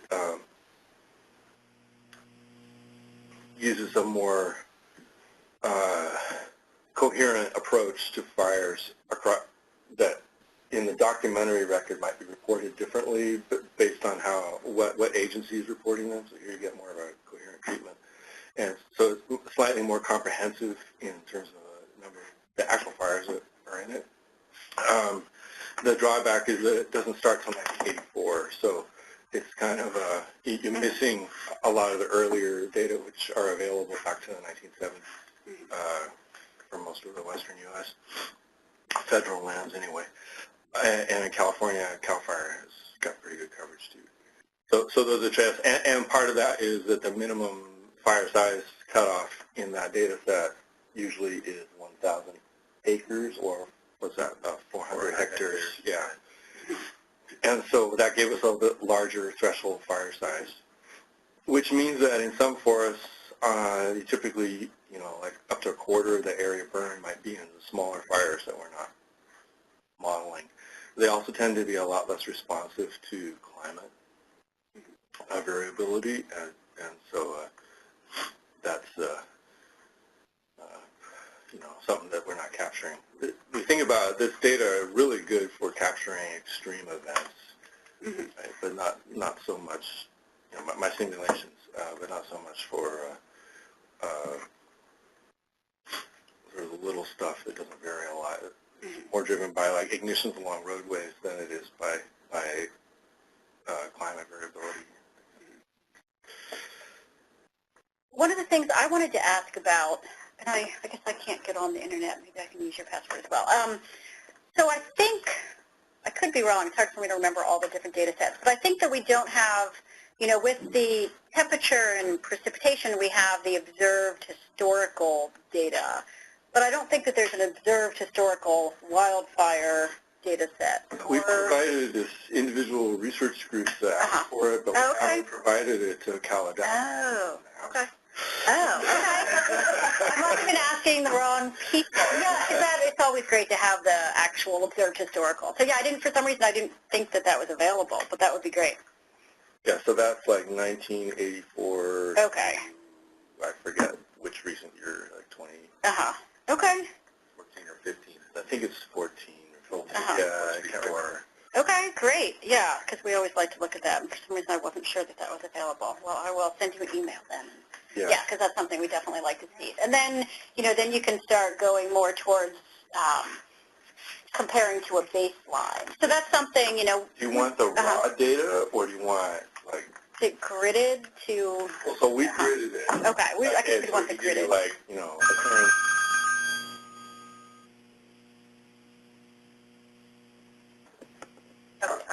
Question about it. Does the uploading of the boundaries, I'm not sure how you do this, but is there some way to incorporate like different forest management scenarios and like upload that and see how that affects the wildfire play out?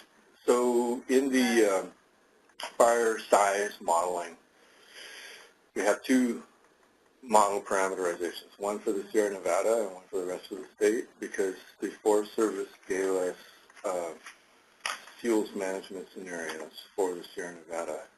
And so we designed the model to be able to incorporate those. And we are doing additional runs this fall, incorporating those fire management scenarios, and they have a strong impact on the fire size distributions. Cool. We're also doing severity runs. Right. So I did a severity run actually for business as usual without any fuels management. And then we're doing some variations on that. So one is no fuels management, but implementing heuristics for showing the impact of the forest mortality from the recent drought on future fire. So we have the Forest Service gave us, basically they prescribed an approach how they wanted us to alter the probabilities of a fire occurring and getting for severity only. And so we're going to do that. And then we'll also be doing some of the fuels management scenarios for the fire severity. Can I ask about the severity, what the units of the output? Yeah, so the unit of the severity, so there's a lot of different severity metrics. And the metric that the Forest Service is paying us to look at is BA 90, so that's when 90% of the basal area of the trees is killed. So that's a really high severity metric. And we have from them a customized product of the historical BA 90 based on the monitoring transit burn severity data set. So the fire. Is it a probability number per cell? It's an area. Yeah, so what we're doing is we are, in this initial run, we're just looking at the high severity area. So for every incident where we had a fire, 1,000 acres or more, we estimate the high severity burned area. And that high severity burned area, so it's not a truncated distribution right now. So that means we draw a bunch of high severity burned areas. They could be larger than the total area drawn for those fires because they're independent distributions. So it's kind of a orthogonal product in that sense. You can take it and look at how the high severity burned area changes over time. If you're specifically, think your risks are responding to high severity burned area, you can use that instead of the other thing. We weren't sure if we were going to run it for every fuels treatment scenario. There's a lot of fuels treatment scenarios because we're doing additional processing to that data that's quite time consuming on top of what you would be using. So hearing feedback about that is cool. The scenarios from the Forest Service basically go from like about 15% treatment to close to 100% treatment of the treatable area, and not all of those are realistic. The other thing is we'll probably be focusing the severity run on just going out to mid-century. So, or I think something like that. I actually think the first one I ran till end of century, but I'll have to check on that. So I guess I was thinking that severity was going to be, different classes, like 5 classes or something of severity, but it's not. Different. That's a different kind of severity. And that's there too. But we have models for that, but we haven't been running them. Okay. The Forest Service was asking specifically for BA 90. Okay. And the thing is that BA 90 or say BA 50 or high and moderate severity combined or something like that would all be highly correlated with each other. So if you're doing one, it's kind of like you're doing the other. So as an index of risk, it's really kind of redundant to do them all. If you really want to know how it changes from the historic period. that makes sense. So is that something that you guys are interested in seeing? Again, I sort of had in my head that it was going to be, severity classes. That would just be another visualization tool that we would include. How would you be interested in looking at this type of data? Or is that a high priority?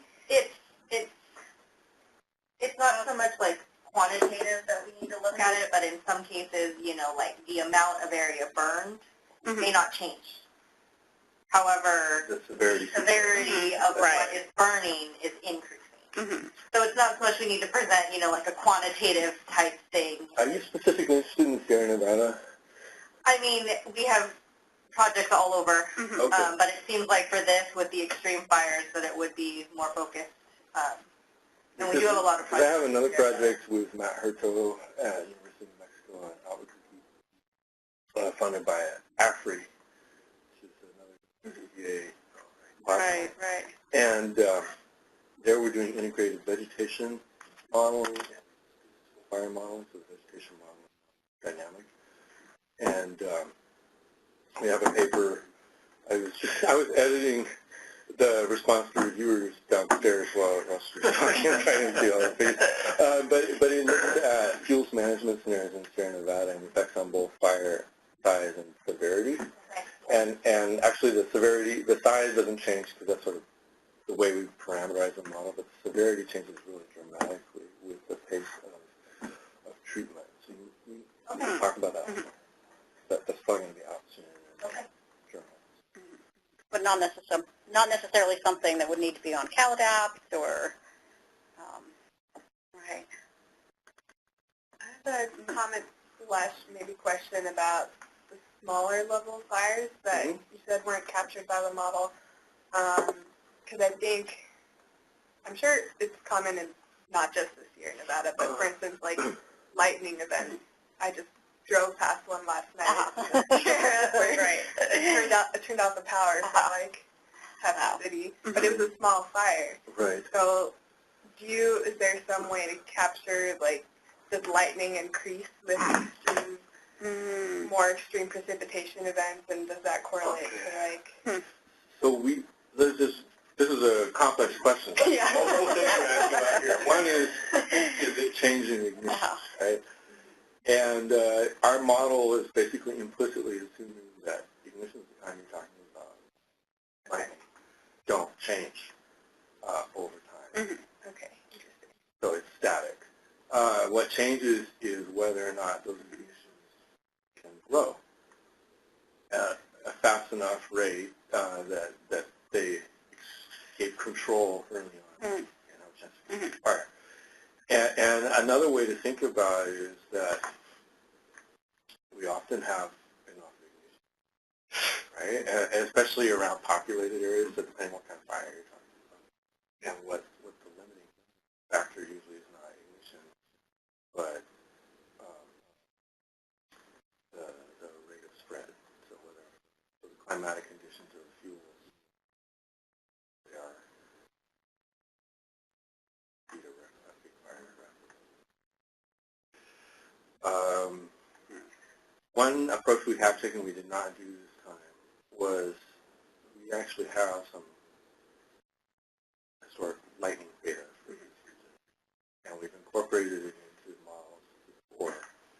And we didn't project changes in lightning, but we used different lightning scenarios from past observations. Combine projected climate with lightning from a specific year and look at what different lightning environments come out with. That might be, because I'm thinking in terms of impacts that like very quickly affect the energy sector. Yeah. So it's an issue in the Sierras, especially. Well, in that's sort of more California montane forests. The biggest source of interannual variability is really lightning, clustered lightning ignition. You don't have a good sense of how that changes with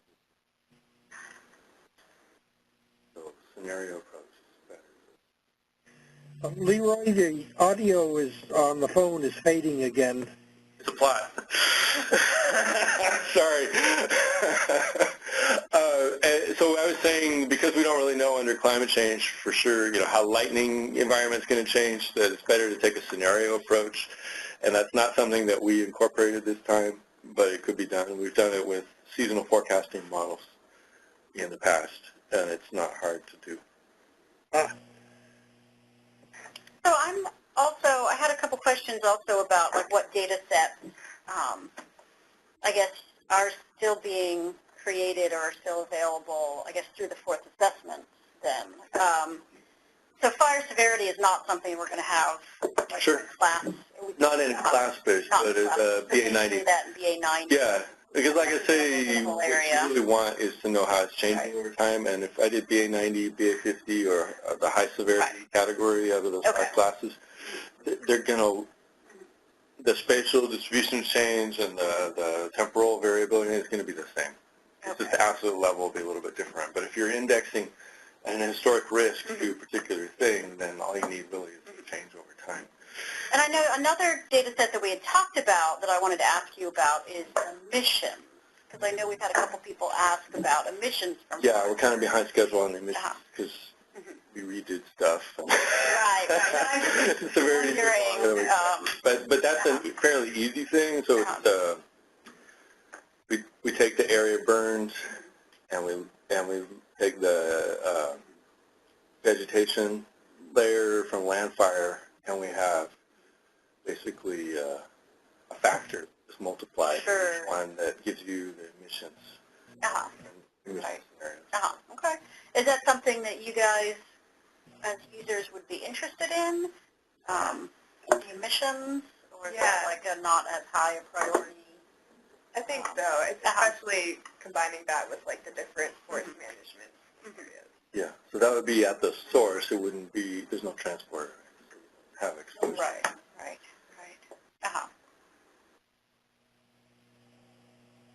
And we'll be doing more work with that if you're interested in that going forward. So we got funding from the University of California for another 4 years to just looking at emissions and its impact on public health. So it's a new multi-campus research initiative on climate and public health, and wildfire is a big part of that. I have a question to see if people are interested in the, and I know you've mentioned it before, is currently it's showing average data. It kind of smooths out all the variability, and with fire, it's sort of extreme events is what really drives the action. Well, so you have the data for individual fire events and everything too, right? So are you not displaying that at all, or are you just displaying the averages? It's the annual averages is what we have now. So you didn't pull the other data from our servers? I think we have everything. So we have all of our data is available on the server, and then we're doing the visualizations around pieces of that. Okay, so the averages are like one out of a bunch of files. Yeah. Because I know you're running 100 simulations. 1,000 simulations. 1,000 simulations. For each of the 3 population scenarios. Let's see what we have on the... so what the visualization tool is doing now is the annual averages. But that's something that we have talked about other ways of showing it. We could conceivably look at the monthly data. Rather than the monthly data, I think the annualized fires on the landscape. I guess what do you mean by that? That's well, so we take the fires that are monthly and we sum up the area in each grid cell that ignited from and spread from that grid cell, and then we allocate it onto the landscape. Right. So all the area burned for that year, and the fires can be limited by burning into each other. Right. Well, that is what we're showing. No, you're showing the average. But it's the annualized average. Right. So it's the average across 1,000 or 1,000 simulations. So it doesn't tell you about the extreme events that are driving that, which are in that other data. Now, you had asked about, people have asked at different times about like a 95th percentile or something like that.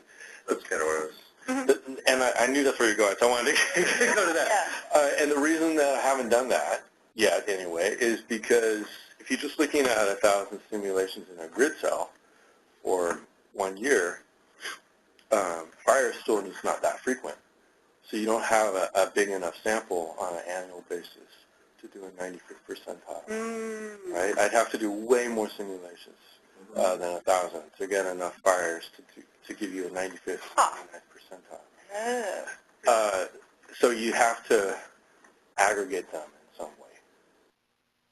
So like multiple years and maybe, so the vegetation simulation, come back, there we go. So the reason that the models don't change much with the population, so this is like, this is BAU. This is the change in vegetated area over the century. Business as usual. Right? It barely moves as a fraction of the model landscape. Right? That flat line is going from like 87 to 85 or something like that percent vegetated. So the vegetated area under the USGS projections barely budges, right? So regardless of whether it's high or low or anything like that, you just don't have much change in the vegetated area. And then if you think about the maps that she was showing this morning, where were all the fires burning? Mostly on public federal land in the Sierra Nevada, where there's no development because the land is public. So the biggest burning area in the state, in the area that changes the most, has no impact on either population or vegetation change in areas. And then the areas where it does have an effect, well, his simulations are just not that responsive. Vegetation doesn't change that much. And if you look at what's going on around a populated area, if the vegetated area is decreasing and the population is increasing, the effects sort of can cancel each other out when you start aggregating across multiple grid cells. So one thing we could do is aggregate across the 3 population scenarios. Right? So then we have 3,000 simulations instead of 1,000 simulations. And we could do over multiple years. So instead of having annual, maybe decadal or something like that, there might be enough that way to get it. Leroy, can I jump in here for a second? We've been aggregating across the population Monte Carlos and the decade to so we can get percentile burn areas. We've been doing that for the RAND insurance project. We have that data. We've got 80, 85th, 90, 95th, 99th percentile burn areas for... And you had enough fires in a decade, over 3,000 simulations to do that, or? Yeah. We never see a percentile, the 70th percentile on down is always 0. But above that, we start to see burn areas in the starting at about the 75th percentile. What do you mean by always 0? Well, if you just make a list of all the annual burn areas over all the simulations and all the population Monte Carlos, you make that list and sort it, and then 70% of that list is always 0. And when you get up to the... Oh, I see what you mean. Like 70% of the time, there's no fire. Right. In that cell, or... Yeah. Right. Yeah, this is per cell. Right. Okay, so you're doing your 95th percentile over all of time rather than all of fires. Well, all of the decade and all of the simulations for that decade and all of the population runs. Okay. Yeah, I was thinking more narrowly, like a conditional thing. Given that there's a fire, what's the size distribution? Yeah, we could do that, given that there's a fire, but we haven't done that yet. I'm not sure what's more useful for people. The insurance project wants wants to know the absolute percentile burn. Okay. But we've got the tools to do that. It's just another run, if anybody's interested. And if you're doing it by grid cell, it's capped at what we allowed to burn in the grid cell. So basically, right. Yeah, you're just looking at a fraction, and then it caps out at 100% of the average vegetated area per grid cell. Right, 3290 hectares, I think. That's right, yeah. That was the average vegetated area over all the model grid cells in the state. So. Right. When you said you have 1,000 simulations, you're including, you're aggregating across the 10 population runs, is that right? Right, so the 10 population runs for each of the scenarios make even less difference, right, than high versus low. So yeah. But it was a convenient way to break up the file, so the file size is not humongous. Right. Yeah. There's another thing I'd like to ask, if this is a good time. I noticed, is there anyone from the IOUs in this session? No. No, there isn't, because I noticed they were interested in certain kinds of data, and I noticed that, Nancy, are you there? You showed a figure that I think we produced of the fire risk along transmission path 25 and 26. Oh, right, yeah. Susan included that. Susan did. Yep. And I'm just would like to get some feedback if that's if that's useful to the IOUs. You know, we want to do more of that. But there's nobody from the IOUs here now, so maybe we can find out later. My feeling is that it would be, I think, but I also am not from an IOU, so. Yeah.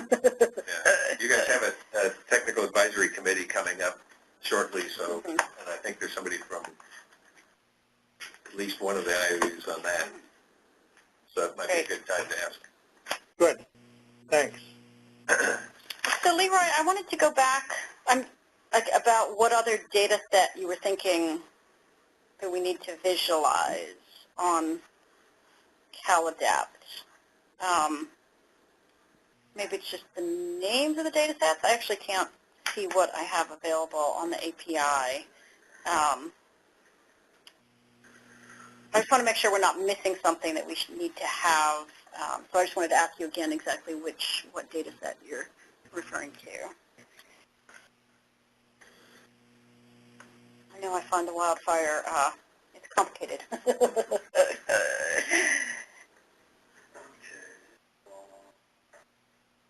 For some reason I'm not able to log on.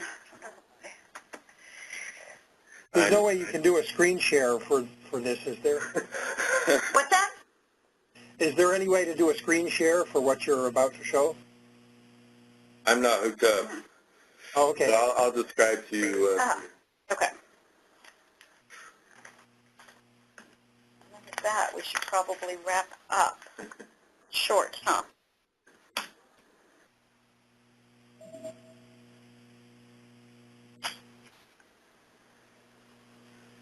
Probably not the best note taker either, but try. This talks about not necessarily a training page, but sample scenarios to get new users who are unfamiliar with kind of planning or using the tool. Try this. Say you want to plan for this, this, and this, and then you try different things and then come up with a wonderful sample. That doesn't have to be super comprehensive. So this is what the raw annualized data look like. Okay. So this is a 1 year and 1 scenario. And you can see the fires are square. All right, and what's showing is the area burned in color coding within each of the small grid cells. So the green is basically not burning. Right. And then these red and yellow splotches are fires, or fires that burn together. And so your averages are the averaging across a bunch of layers like this. So you said that's still an annual, that's still per year. Right, because most grid cells only have one fire or one cell over the year. But there can be multiple fires in a grid cell or multiple fires in neighboring grid cells that may be ignited in a different month. And then we look and see, well, what's the total area burn they want to have? And where we overlap them, they get reduced. And then we have an aggregated sort of area burned perimeter. It's just a big circle, well, square, because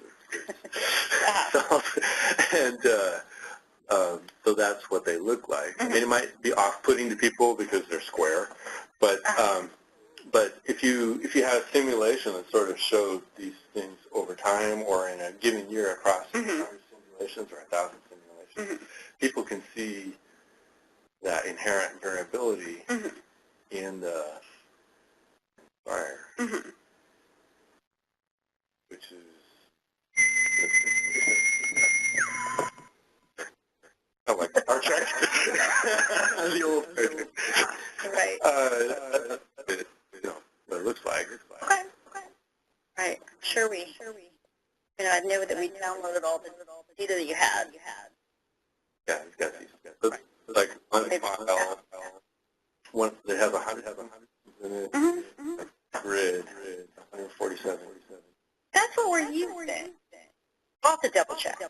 That's no, the file has a view, and then that's what you meant. Okay. Yeah. Okay. But you were dimension.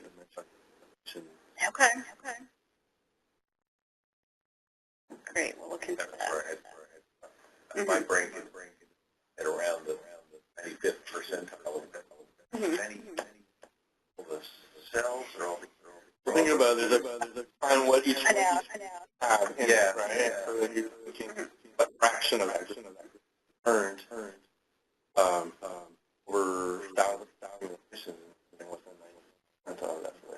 Right, but I think people in by year, but like you're saying, there's not enough. I don't think so. Right, that makes sense. But your simulation, people were able to apply either 5 or 10. Yeah. That was 5 or 10 years. So chunk it up into time frame. Great. Well, we do actually have back.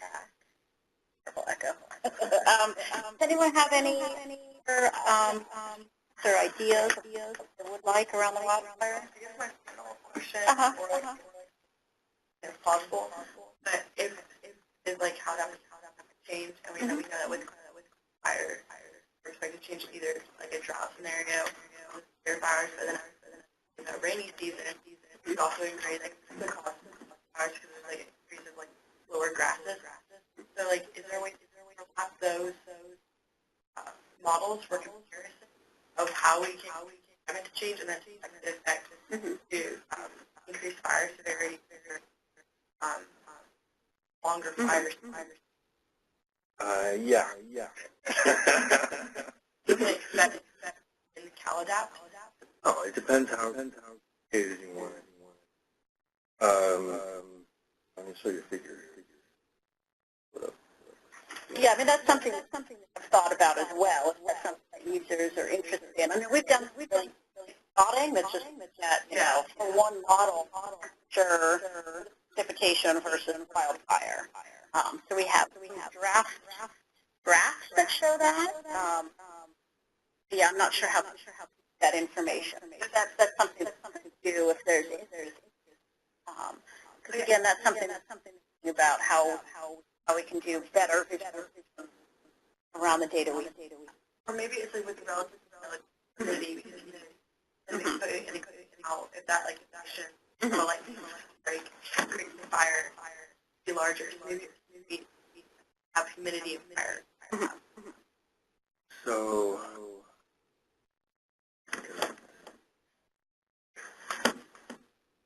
this is something like so here's quantile temperature in historic objective, right?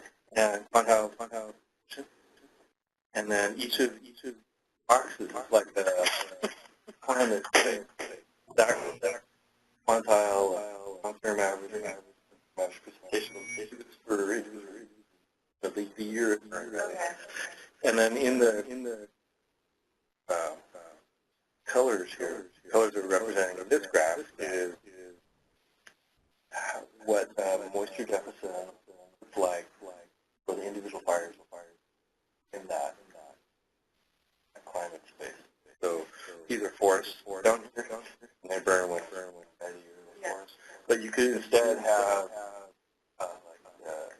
area burn, fraction time itself, burn, average fraction, cell burn, with something like that, burn versus the temperature and precipitation. Hey, David and Nancy? It's 11:30, so most people are back in their room. Okay, we will be down in a minute. Thanks. Like the vegetation type. Yeah.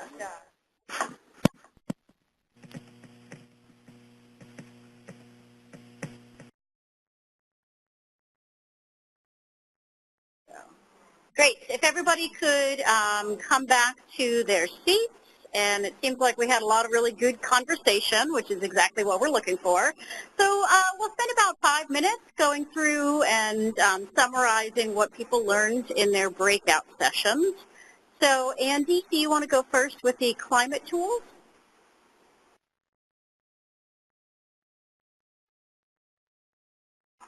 Okay, the Climate Tools group had some great discussions. I'll just hit on a few of the points that came out and I can remember, and then Susan will pitch in. So among how people have been using CalAdapt to date and some of the issues they've been having, one mention was that one group had some issues with managing large files, which is not unique to CalAdapt, but that was an issue in terms of transferring the data between collaborators. There was an example where data came as rasters, and for the analysis it would have been easier to work with vector data, so some data format issues specific to inundation, and the inundation depth values they either were not there or they got lost in the data conversion process. So that was kind of a technical issue they had to deal with. The importance of understanding the uncertainty in the models is important for utilities that are planning on 50 to 100-year time horizons, as well as just sort of the averages, again in reference to inundation. There was a mention of the importance of being able to go beyond just sort of overlaying and visualization of different layers, but also tools to either fuse the data or to consistently, consistent symbolization of different sort of standard types of risk levels would be helpful. Also differentiating the difference between extreme weather events and just sort of a consistent rise in sea levels and inundation, which have different sort of management responses. A couple people mentioned issues with migrating from CalAdapt 1.0 to 2.0, both in terms of having to recode some of the data or the workflow, as well as educating agency staff and people working with the data about the CalAdapt 2.0 has many new scenarios. The downscaling is an improvement, but there's a need for education and maybe some user guidance on how to migrate older projects to the new 2.0, as well as other planning processes which have not yet been integrated with CalAdapt. So some of the more traditional projections of historical climate patterns. So there's some needs there. Many people like the fact that CalEnviroScreen is now available in CalAdapt 2.0. There was an interest in being able to disaggregate the measures of risk that are embedded within CalEnviroScreen, and specifically the socioeconomic and demographic factors from the pollution exposure factors. Those are sort of like the two main dimensions of CalEnviroScreen, and there was a feeling that would be helpful to be able to work with those separately within CalAdapt. Many people use CalAdapt for siting projects, including long-term infrastructure planning. So the ability to do siting analyses that involve multiple criteria, multiple different types of risk and risk management would be very helpful. And then finally, there was an expression of a wish list to be able to bring into CalAdapt any other types of spatial layers, such as hazard mitigation plans at various scales and any other kind of data. So again, to be able to use the other data layers in CalAdapt 2.0 as well as the visualization tools, and if those, to the degree that those can be work with other kinds of overlays, that was a feature that somebody thought would be helpful. Susan, you can elaborate? Thank you so much. There were just a couple more things I noted, and one was, it was mentioned by from one of the utilities that it would be nice to have some representation of how air conditioning penetration might change and might impact their demand forecasting. Also, some representation of atmospheric rivers. A number of people flag that as interesting, but exactly how to parameterize that, we'd still like more input. And then also one of the utilities would like more stream flow data in areas where they specifically have dams. And the last thing I noted in small was having some kind of heat island effect overlay where we could look at extreme heat in areas that already are suffering from urban heat island effects.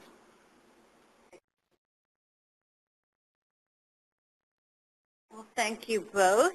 Thanks, Andy and Susan. Andy, you took much better notes than I did, so mine's going to be a lot shorter. I do want to mention, especially to those people who are listening in on WebEx, we will be writing these notes up, just sort of clarifying it and putting it in a single document, which we'll make available. I don't know how that works with WebEx, but we will make that available to folks. So we will clean this up a little bit. And we were in the wildfire group. As I mentioned, I'm not as good a note taker as Andy, but we were lucky enough to have, our primary researcher, Leroy Westerling, with us. So a lot of what we talked about was the actual data set. So that was really helpful. So we talked about a couple data sets that we could still visualize on CalAdapt. One which Leroy mentioned is a raw annualized data, which is something that we'll try to look into and see if that's something we can visualize. We talked about the severity layers that Leroy's team is working on, and we've got a little bit of clarification about what that severity is. He's doing some work around a severity measure, which is a 90% basal area burned. So that is something that we could, if there's enough interest, also have on CalAdapt. So that would be a specific severity measure. We talked about emissions as well. So they are able to create a layer that's looking at the emissions based on land cover type for fires. So I know that's something that there's been interest in as well, having that emissions. Something I learned today also is that there is some historical observed wildfire data. I think currently on CalAdapt we're showing model data, but we will be able to add in some historical observed data. And then we talked a lot about the visualizations and some of the charting things that people might be interested in seeing. There was a lot of interest in looking at timing of fire season. So something, akin to what we have in the extreme heat tool that allows you to look at how that seasonality of fire season is projected to change. So that's the type of visualization that I think we can add in. We talked about things like looking at the number of large fires by month, which also could be interesting. Again, there was interest in looking at the fire season length and distribution. Also, some interest in looking at comparisons with baseline. So once we have that, observed historical, we can look at the difference in projected wildfire. So that's something that we're very interested in also. So a comparison between a baseline area burn versus projected into the future, so a difference type layer. And then there was also some interest in looking at multivariate information, particularly looking at vegetation changes in relationship to wildfire projections. So that's something we need to think a little bit more about how we might do that kind of thing, but those were some of the things that people mentioned that they were interested in. And I'm sure I forgot something. David, do you have anything to add to that, or anyone else? Anything that I didn't cover that you're interested in? Okay, great. Well, thank you. And then the next group, Sonia and Vito's group.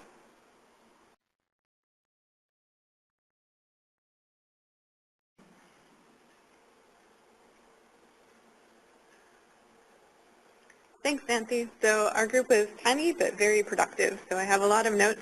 That said, I'm going to keep this pretty short, and then I'll give you and Susan the detailed notes later. So the main, I think, area that people expressed, and this was across the board, is that there needs to be some guidance on how to use the models and data in CalAdapt. People were thrilled that there was so much information, but a little bit lost on what to do with it, and want some assurity that they're, for example, if they're helping a city with a climate adaptation plan, that they're doing it in a way that is rigorous and accurate. So whether or not they should use 10-year averages or averages at all, et cetera. One very specific comment is that when you take after putting all your inputs in CalAdapt, so it's like you want an extreme heat day for a specific gridded cell, and then you want to put that in your bibliography, the link back to it actually goes back to the initial CalAdapt defaults rather than any of the parameters that you've selected. And so that's a problem for consultants when they're writing their reports. For stream flows, there's a host of new variables to consider and new research to be done, and I think we're going to have a couple of follow-up meetings separate from this on that with the State Water Resources Control Board and DWR. And in about 6 months' time, we'll have a lot more information from Caltrans about what they need from CalAdapt or things like CalAdapt. They're currently undergoing they just kicked off a contract to take a look at all of their business practices to figure out where climate change is being incorporated and where it isn't and how it can be done better. So as that project goes on, we'll learn more about how they can be using this. Thank you. You know anything else to add? Nope. Okay.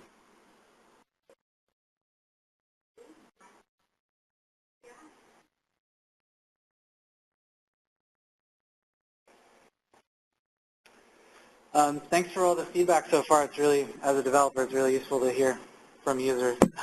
Doesn't happen enough sometimes. So we had some great stuff that came up. One of them was adding the extreme heat as a data set to the API. So right now that's all done on the fly, like in the application. So if other people want to use that, they have to redo that on their end. So it seems like this would help people out.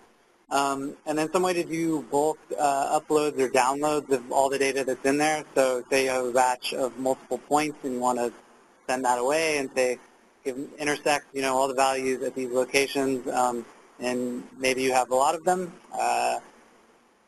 And let's see, so then touching on something that came up earlier too, the urban heat island effect. So it sounds like that would be useful for folks to have addressed or visualized in some way.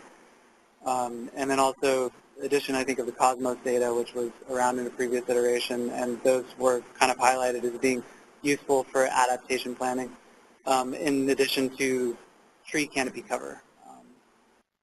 And then the other thing, let's see, being able to do like line intersections. So right now we just do sort of polygons where we aggregate, do a spatial aggregation over a polygon area, but looking at things like road networks and then transmission lines, things like that, being able to get the values for particular segments and things would be of interest. And then one kind of cool thing that came up too was having a tool where you can interactively sort of draw a line or a shape, whatever geometry it is, and then seeing like on the raster grid which cells you might get back. So you have some sort of visual feedback on your interaction directly with the raster data, and it kind of makes a connection there that I thought could be interesting to pursue. So that's about it. I forgot anything. Well, thanks everybody. This was some really awesome feedback. as Brian mentioned, this is something as developers that we probably don't do as much as we should. You know, it's really helpful to get feedback from people who are actually using the tools. So again, this is a lot of really valuable information for us. As we mentioned, we will compile these notes and make them available to people.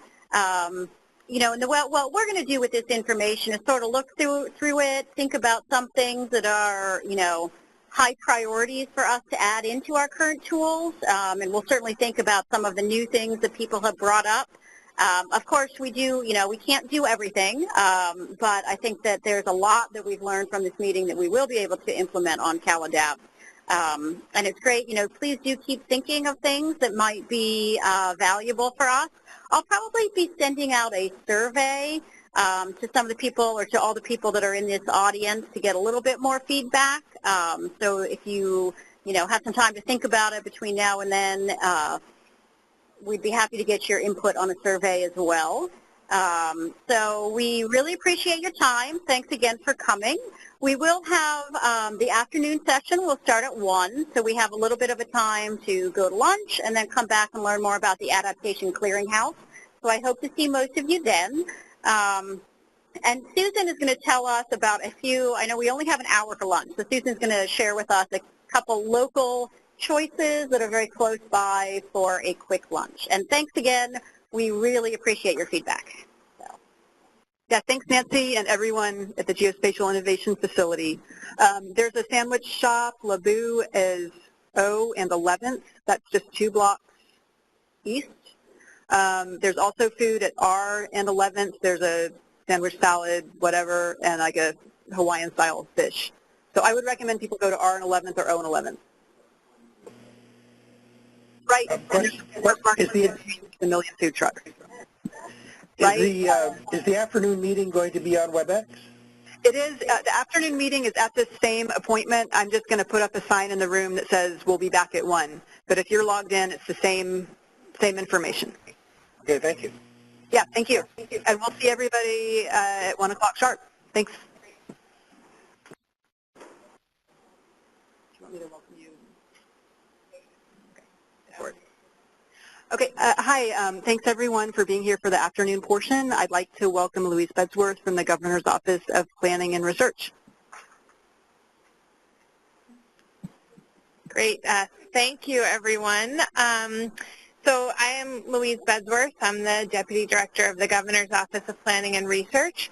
We're responsible for the implementation of Senate Bill 246 through the integrated, which creates the Integrated Climate Adaptation and Resiliency Program.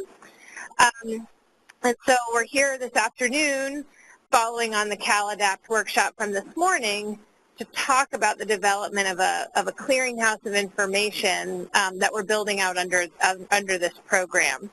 So I think we'll start with just going around the small group here in the room, go around who is in the room.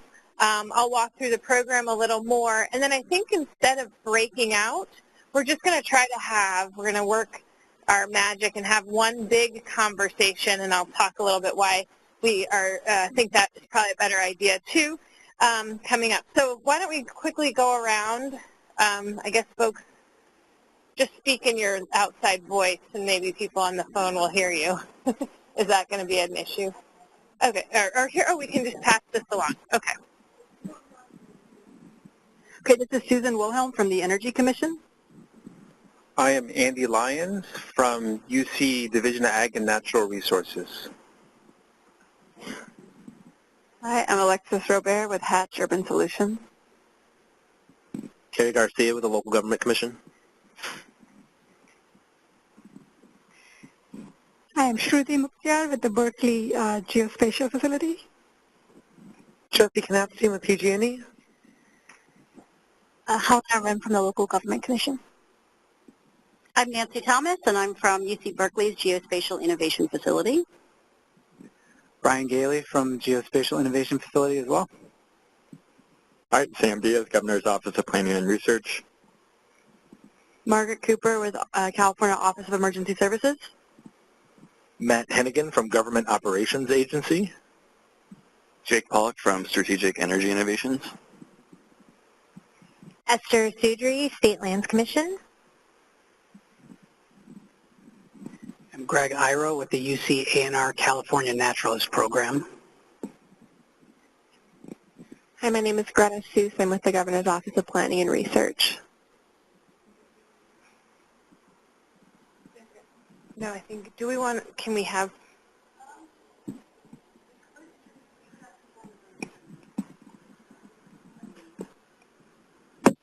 sorry.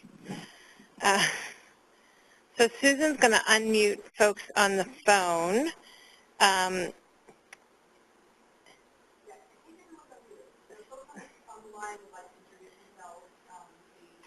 Yeah, if folks want to introduce themselves, if you have the list in front of you, we could attempt to go alphabetically down the list.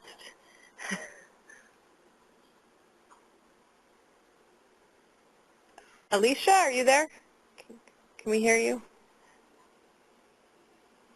No. Call in user 9.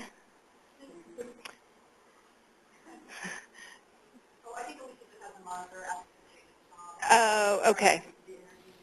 Okay. So it looks like we have a lot of that. Okay, so maybe we'll move on. But, okay. Folks on the phone, if you want to chime in, we're monitoring that and we can see that. So feel free to pop up a message, right? Is that the best way, Susan? Okay.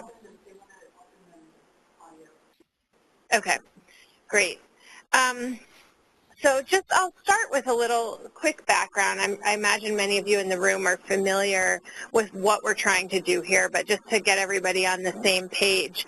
I mentioned Senate Bill 246, which created the Integrated Climate Adaptation and Resiliency Program within OPR. That bill also directs the California Office of Emergency Services to update the Adaptation Planning Guide at a regular frequency.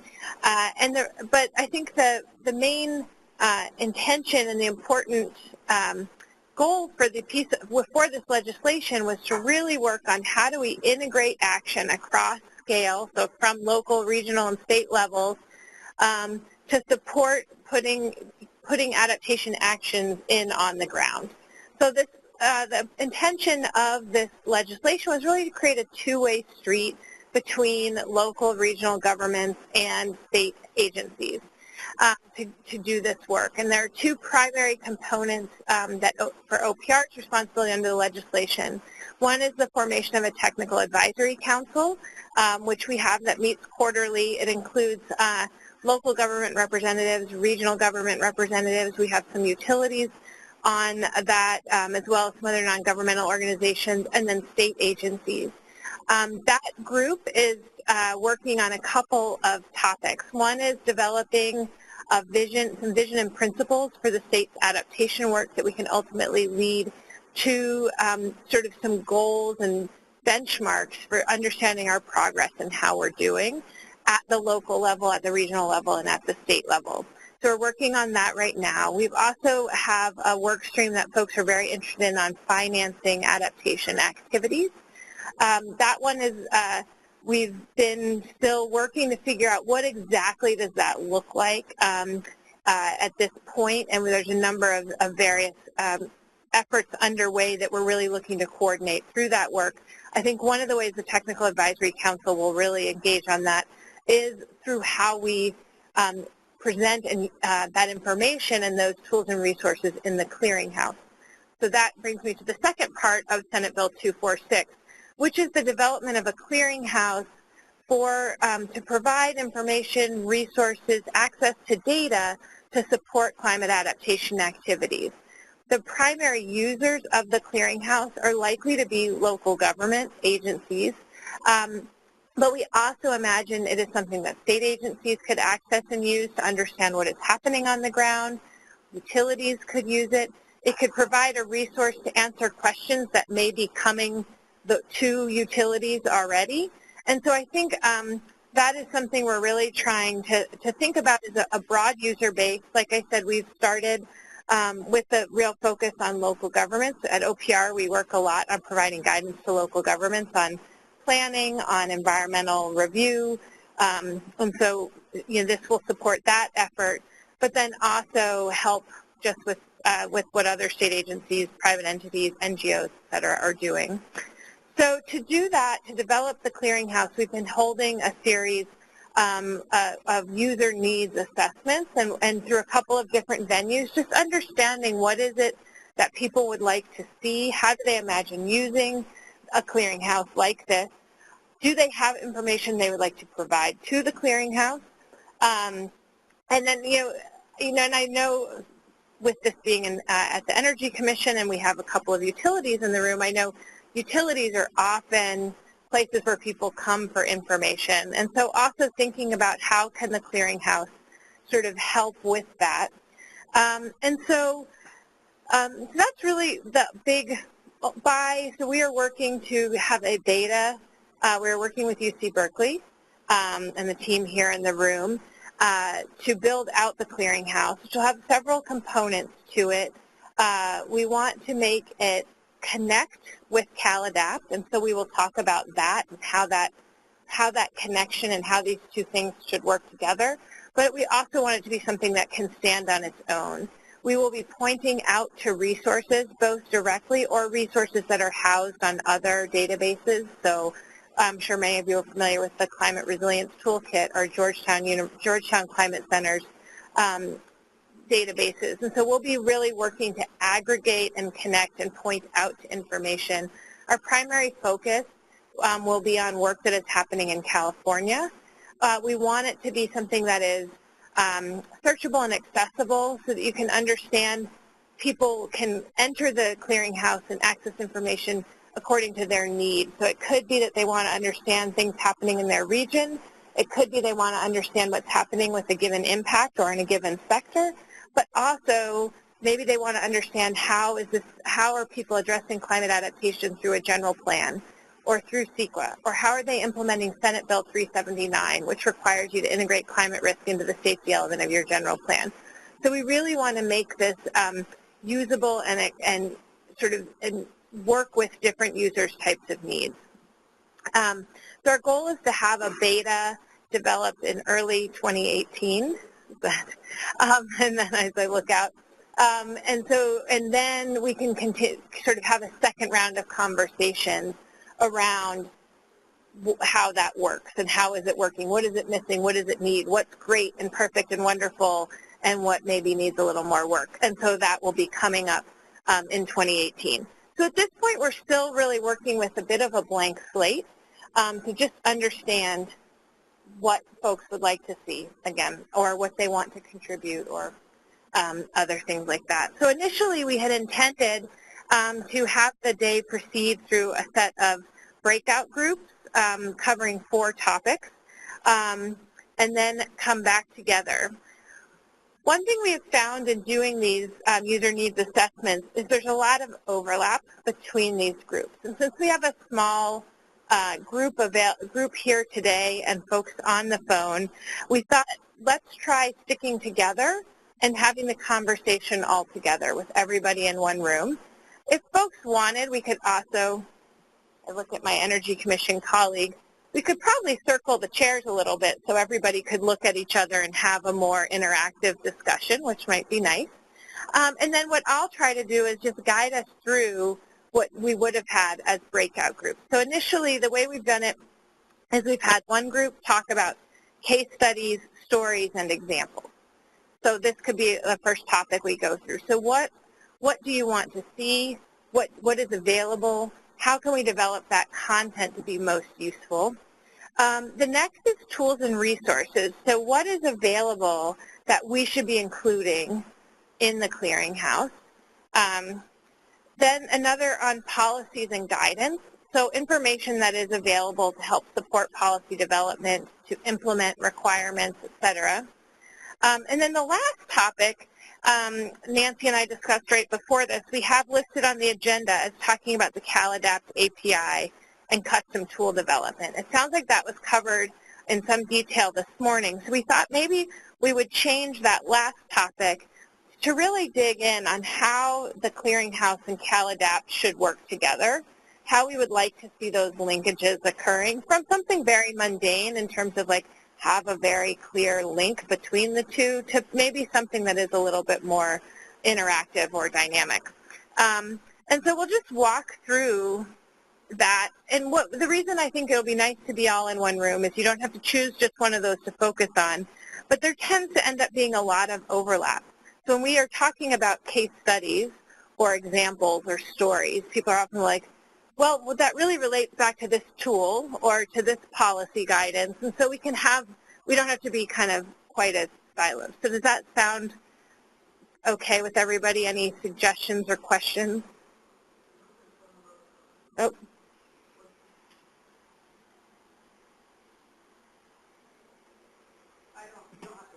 Okay. Okay.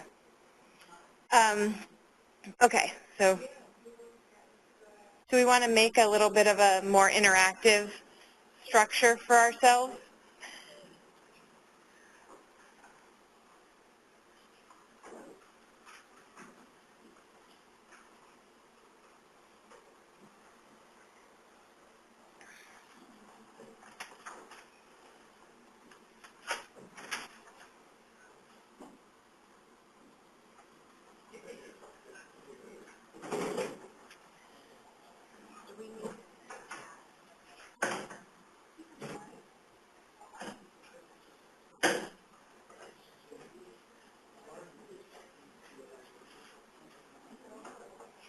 This is a team building activity.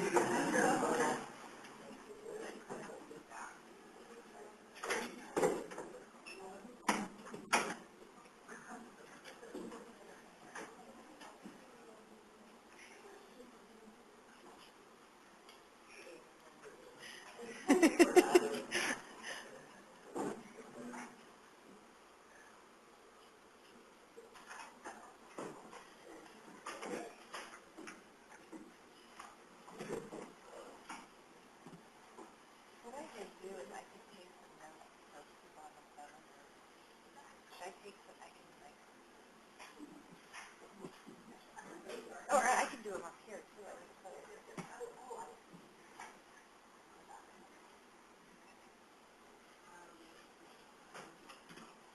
Okay.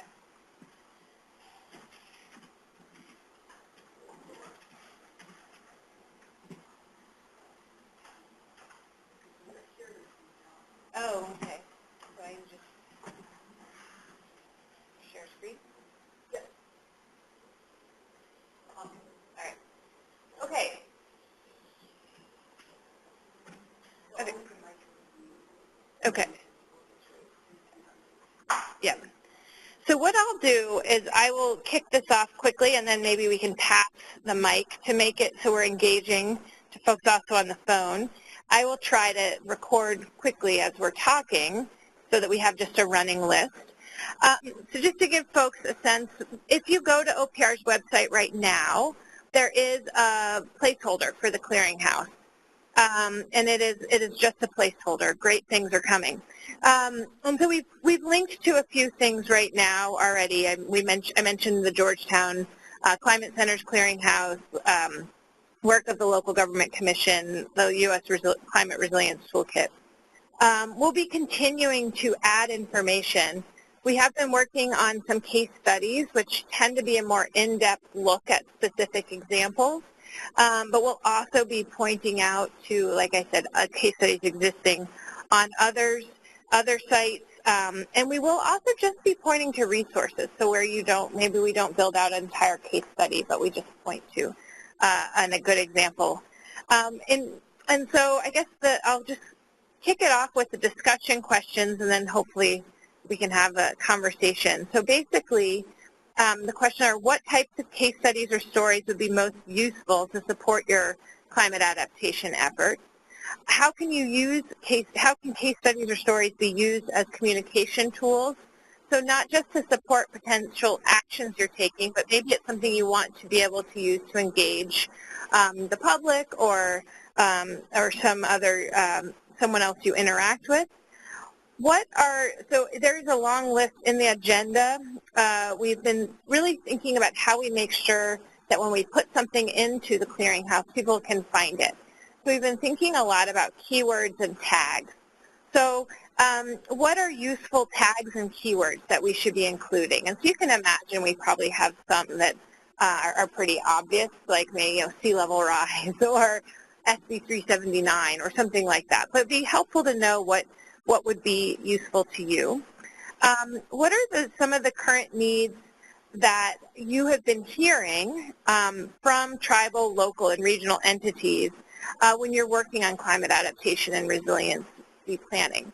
So what are you hearing, and is there a way that the clearinghouse could help to provide some of that information?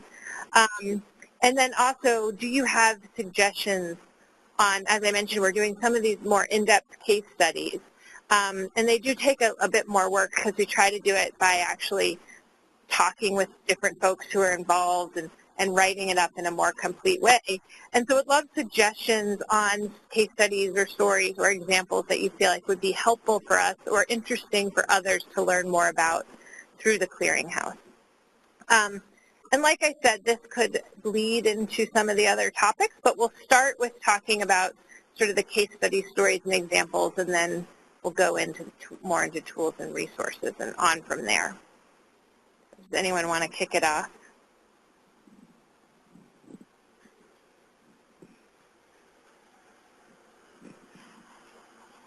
Hi, it's Elena Hartman from the Water Boards, and just to tag into the tag guidance from EOB 3015, I think this is draft, almost to be published. I came in late, so Louise maybe talked about it, but there is a matrix.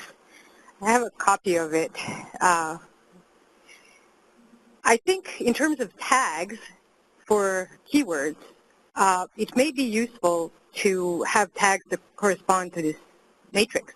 So, for example, you know, you can figure out really what would be a cut. But for me, I'm looking at impact of disruption. It could be low, medium, high, or nature of disruption. It's irreversible. Economic impact is high. So if I could search some of these case studies or examples, and I'm just interested in the ones of what do they deem to be high disruption, you know, maybe just to see how did somebody respond to something that's medium or lower risk and things like that. I think in general mirroring something, if I'm trying to follow the guidance, how would I then trace that back to some examples that specifically, you know, corresponds to some of these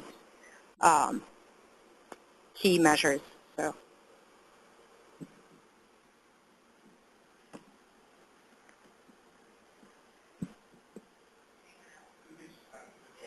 Guido, would you like to go? No, I was going to. Okay, all right, this is Adam Smith, with Southern California Edison. I think I would love for Southern California Edison to do something so wonderful that it gets dropped into the clearinghouse as a sterling example of, you know, how climate adaptation should work in the energy sector. But getting that out of the way, I think using this as a communications tool, or at least like I think you brought up a great point, that local jurisdictions are going to have to do their own climate adaptation planning, or at least weave this into their general plan in some way. We're here talking about the energy sector, and it seems to me that all of those local jurisdictions are going to be interested in what either the utilities or the energy agencies at the state level are doing and how they're working together to hopefully either grab something from us. I mean, I don't think that these, you know, local jurisdictions, maybe the larger ones who are slightly more technically savvy, could do some of their own vulnerability analysis on the energy infrastructure in their jurisdiction. But for the most part, I think they're going to rely on us a lot. And so I don't know if this is I guess maybe what I'm asking for is, like, it'd be really great if we could have some story, some case study of a specific city and how that city reached out and used, you know, kind of worked with the utility to understand the vulnerability of the energy infrastructure that served that community. And I think I'd imagine you're probably going to be doing something like this on a much larger scale anyways for folks as they're implementing, I guess, 379, I can't remember the bill, but really having something like this online so that we could all point to it. I mean, we serve about 160 cities, I think, as the last count. So having a place like this online where I could be like, hey, this is really great. This city did it in a really really good way, and we'd like to kind of use this model again with you guys. And then, like, we could take it from there. We could, like you said, we could kind of give them, you know, this is our vulnerability analysis. This is what our resilience strategy is. But just having some kind of example out there in the world of how other cities have interacted with utilities would be really helpful.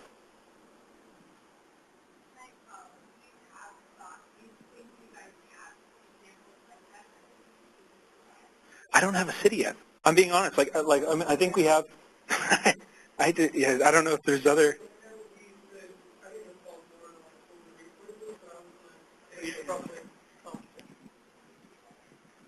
So we're skipping around now, but for a resource, so we've gotten a lot of data requests from various entities for different iterations of whatever planning that they're trying to do. And the problem is there's no standard for these people to request data from the utilities, and they actually sometimes don't even know what they need, so they end up asking for a huge data dump that's cumbersome to us and them to figure out what they need. So if there was some sort of tool or resource, like a template on this website that says, like, if you're trying to evaluate the resiliency of the assets in your district, these are the types of metrics that you will need, this is what you should ask for from the utility, that would give them a template to use, and it would also give us a heads up on what we need to have prepared for them so that we don't have to scramble around for 6 weeks trying to figure out who has what because everybody's asking for different levels of information. So I don't know if that's a case study or like a template or tool. And so, I mean, you know, this is stumping for stuff that isn't mine, but PG&E does a really great kind of like community grant where they like fund, you know, can't remember how much it is. Yeah, it's like they give away like $1 million a year to local communities to plan for certain whatever climate, you know, scenarios or extreme events, whatever. It makes a ton of sense to me. Like if PG&E advocating, you know, for you guys to do something right now, if you could do something more holistically like that with one of the jurisdictions that you've given cash to or given a grant to, it could be a super helpful model for the rest of us engaging with cities.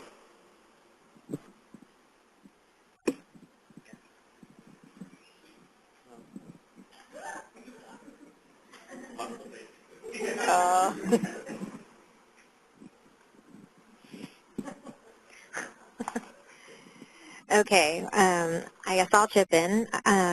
So I am Esther Isudri. I work at the State Lands Commission as a Sea Grant Fellow. We aren't really an agency in the energy sector. However, we do have an interest in the clearinghouse. We do have an interest in providing resources and information on climate adaptation. So a lot of what we do, we plan on a parcel level, to be honest. We plan at the very, very local level. So we are a state agency, but we interact with people on the ground, and that can range from an entire community to just a local mom and pop marina. I mean, it really varies. It could be just like a family or a marine oil terminal. So for us, it's quite difficult when it comes to planning, especially for climate change, climate impacts, vulnerability assessments, and adaptation, because our parcel, it's a parcel by parcel level, so it's not necessarily a one-size-fits-all solution.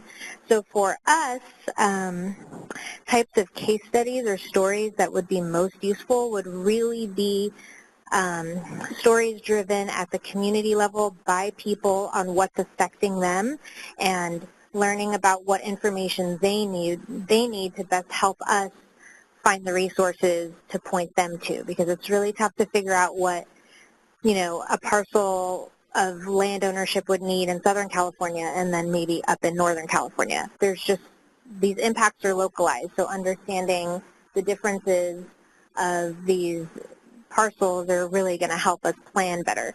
So what we do in terms of climate adaptation currently is with we're a leasing agency, we're a land management agency, so when we receive lease applications, we analyze the lease for sea level rise vulnerability and try to give our best, most holistic assessment of vulnerability to climate change impacts and then include that in our staff report.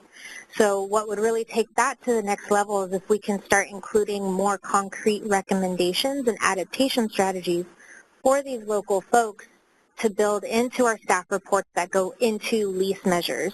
We're not there yet, but that really is our hope. So we've got a long way to go because it's tough planning at the parcel level. Okay, that's my 2 cents.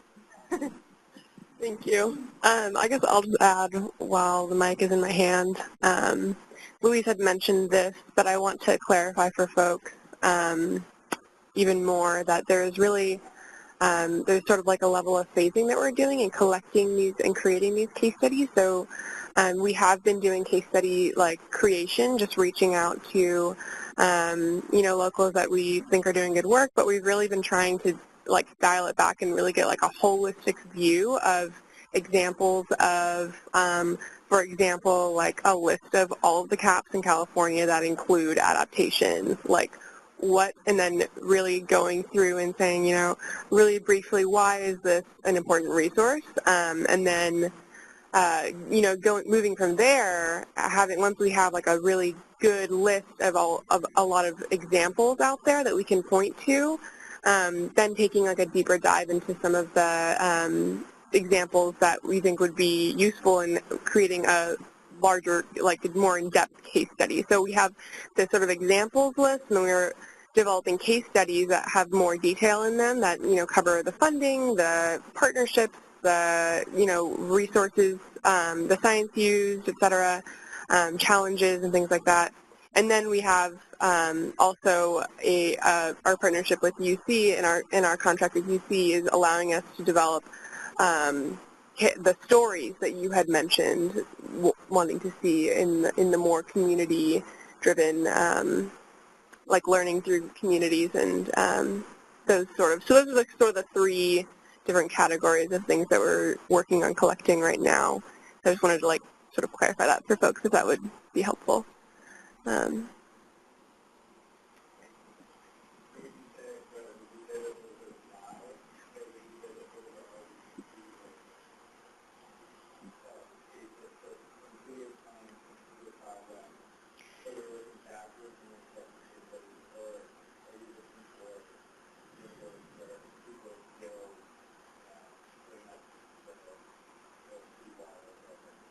Yeah, well, so the examples list that we are trying to build into the database right now, we're at the very early stages of this, but looking to host examples that have links already to existing documents or pages that even have like been highlighted on other websites as like a summary of what this project did, but doesn't have the full, like a full deep dive on what it was.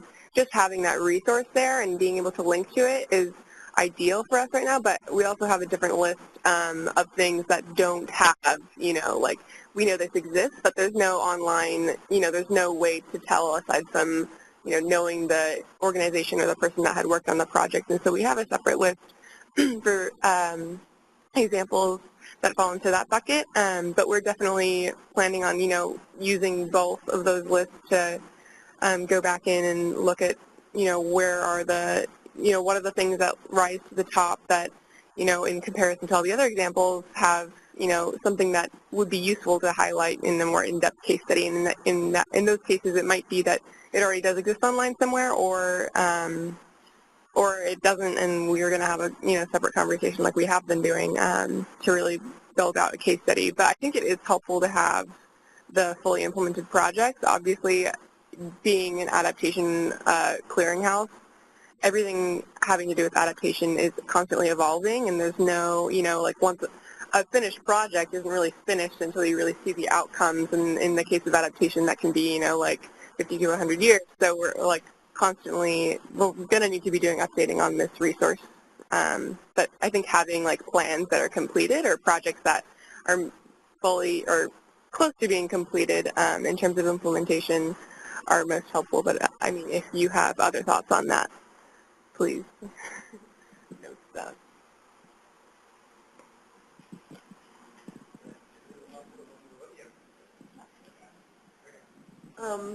To try to bring it back to your original question, to the extent that the tags can help us reduce duplication in work would be very beneficial, I think, especially given that there's a lot of EPIC grants that are constantly being funded, and the utilities are not able to sort of keep up with the amount of work coming out of there. So like to the extent that old EPIC grants and new EPIC grants can be integrated into the system and tagged, and potentially work that, like I know that your work was an EPIC funded grant, so that would be included, but the PG&E, for example, is doing a lot of resiliency work that is not public anywhere because it's internal work that we do, but because of that, there's been some EPIC grants that are a little bit redundant that have been popping up.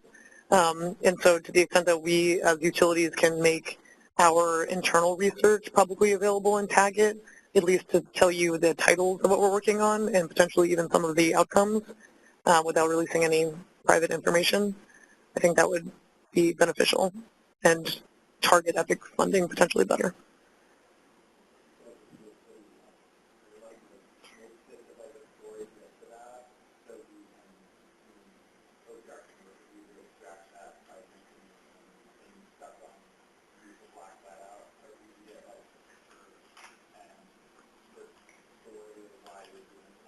Yeah, or just like if you were a city, for example, and you needed information and we have a tool for that, but you never knew that we had a tool for that.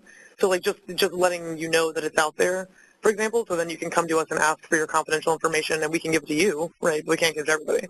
So.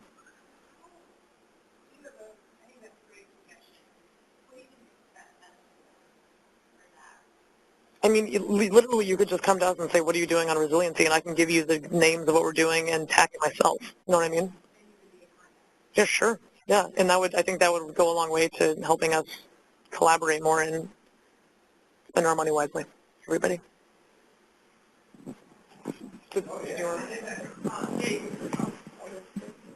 I'm just bringing the mic over to Adam, but want to say titles is an excellent idea because sometimes having a fully fledged completed project can stand in the way of things getting out there, and fully vetted by, for example, a state agency could stand in the way of getting out there. But if there is something in progress that you could build off of or collaborate on or somehow share some information, even if it's not completed, could be very useful to avoid duplication concurrently working on the similar stuff, not to mention already finished stuff. So titles, at the minimum, you know, like a separate thing. It's not a full description, a case study, but it really, I think, would be helpful.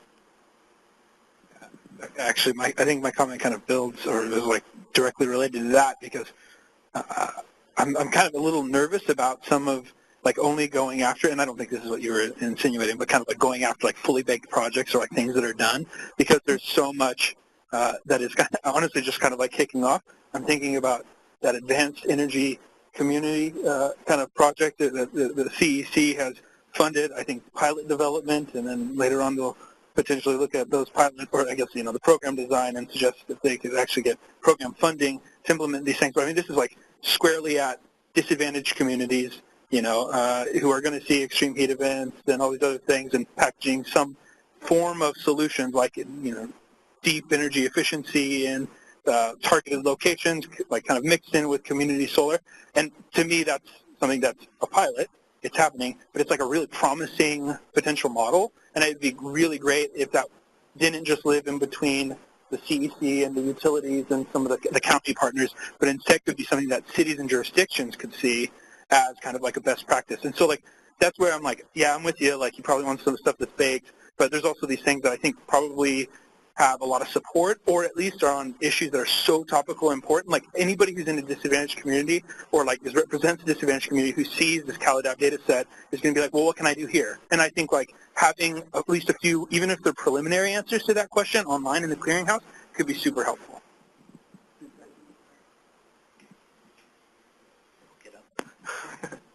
I think I'm building off that as well, but being able to categorize some of these things, so having, you know, stages of where you're at in your development. So it's, like you said initially, it's not going to be very many people with, you know, completed projects, but you could at least have, okay, this is step one, and start categorizing it by if you are a disadvantaged community, if you are this, if you're located in Southern California, Northern California, and it starts guiding you through the whole process of what was done in your specific area. But then you could still, you know, okay, well, let me see what's going on in Northern California. I can see they're doing things a little differently based on their climate and other things. And then also on your first comment, be able to guide some of it to specific language, say like a model ordinance. I mean, hopefully everybody has, you know, adaptation in their general plan updates, but they're likely not going to, there's going to be a few that aren't. And so they may need to start all the way back at the beginning and put the actual language in there and start building from scratch that way. So I think just having it very clearly identified on where where do I get started, not just jumping straight in on a super advanced project that they may not have any ability to relate to. So, Alexis Robert with Hatch, as someone who works with local governments and agencies on adaptation and climate planning, not directly the energy sector in this case, but it seems to me that there's almost two roles, and I'm curious if the clearinghouse is planning on playing both. One in terms of collecting best practices and case studies that highlight key best practices, and another that would provide just a list, more of like a clearinghouse of all of the adaptation plans that cities have done in the state of California, all of the integrated climate adaptation plus mitigation plans, et cetera, so that if I am working with a city in the East Bay and I want to see that another city, if I'm working with the city of Alameda, let's see what the city of San Leandro has done, I can certainly go to the city of San Leandro's website, but if there's, and I don't know if this is within your scope, but if there's a way of seeing all of, very quickly, what has been done on these different topics, adaptation, hazard planning, et cetera, even if they're not considered best practice, and then of course you can cull the top models, I think people I work with would find that quite useful.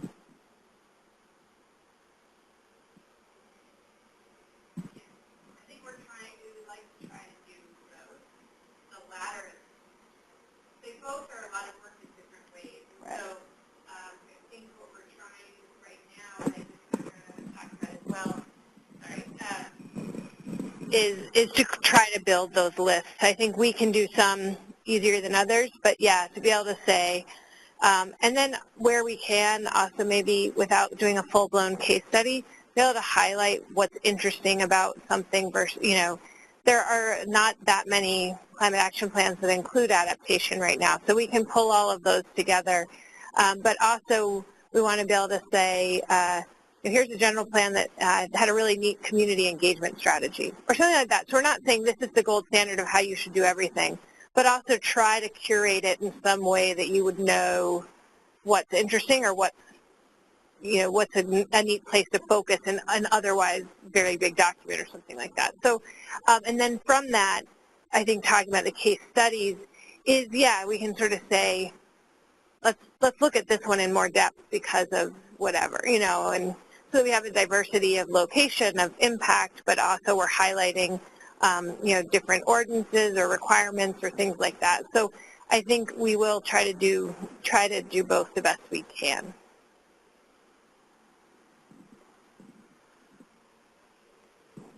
Are we just jumping around on the agenda now? Are we trying to stick with things? Okay. I think all of these actually go together. With the exception, maybe we want to set aside some time at the end of the adaptation, CalAdapt clearinghouse linkage. That may, like, so on that, it's a little bit more maybe of a structural presentation type. Yeah. But still pretty, there are remaining questions on the other topic areas on the agenda. And I won't read through them for everybody. Still Okay. Well, you can tell me if this is too far off of base. But along the lines of kind of unifying all of the local agencies and the utilities and everybody who's working on this along the same metrics, you said that you were planning on coming up with benchmarking goals within the Tech Advisory Committee for trying to figure out how we're doing on our climate resiliency efforts. And internally, I know at PG&E and I assume at the other utilities, we're looking for climate resilience metrics to start using to track our own success in this work. And it would be great if we were all using the same metrics. So to the extent that we can coordinate on that or we can get guidance would be very helpful. Yep.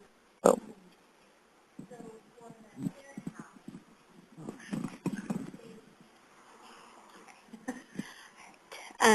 My question is regarding your comments about synthesizing the information for a lot of these plans that are going to be, put on the database, like calling out specifics as to why this adaptation plan might be, interesting for this city. Is that type of, and I guess synthesis going to be done relative to, I guess, the impacts that city might necessarily be most vulnerable to? Like, for example, if you're synthesizing information from a climate action plan in a coastal city, that's going to be different if you're in an, an inland city on a floodplain or something like that. So I was just wondering if there was a method to that, or if that was just like a general idea that.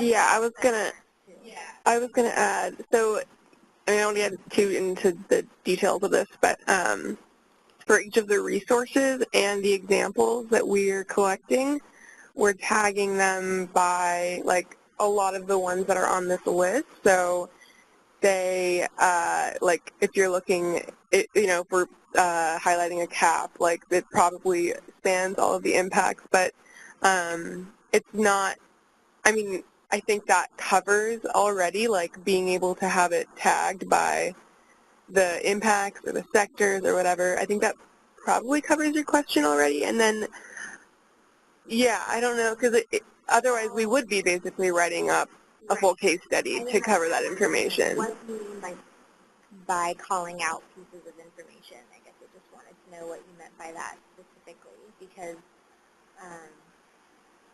different adaptation plans will serve a community different based on those impacts, right? So if a city has a hazard mitigation plan, it will cover all of the impacts, but some of those impacts will be felt more in that city. So that's the sort of information that should be focused on.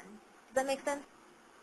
Yeah, I think that's kind of a hard thing to balance, especially when we're, like, ideally that, that's a gold standard, but I think given the vast amount of resources that we are trying to host, that, that I think that could be a goal, but there is definitely, like, a level of, like, how much, because that's a really hard thing to learn, like, if you're looking at this giant list of hazard mitigation plans, like, how, is someone, like, creating this sort of resource supposed to know all of those, like, really nuanced details of the plan, so. Well, I just meant, like, this city is in, on the coast, so you should focus on the coastal resources of this plan, kind of thing. Yeah. Not necessarily something more general, but. I think our goal is to have enough information that if the user knows their needs better, You'll be able to.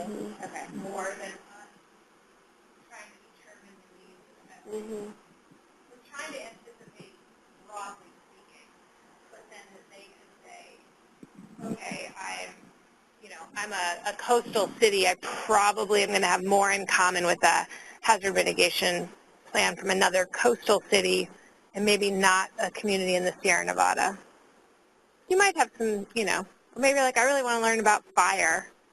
Yeah, or I don't know. So I think a lot of it's going to be user driven, and so we're trying to balance, put enough in there that the user can find what they want according to their need without us sort of trying to anticipate or guide them a certain way. Yeah.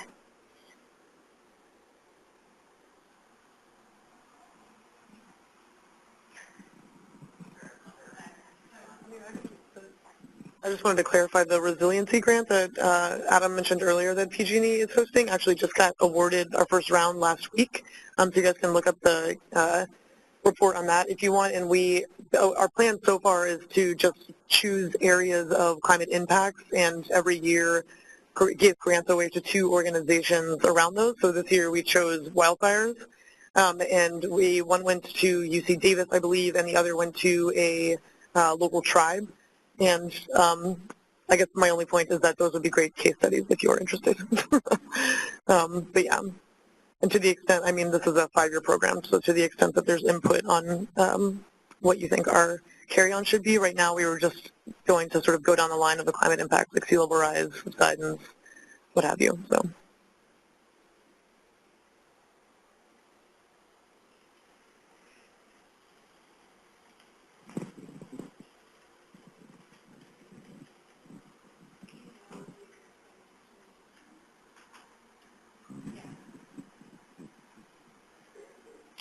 So do folks have ideas? Do we want to talk through specific tools and resources?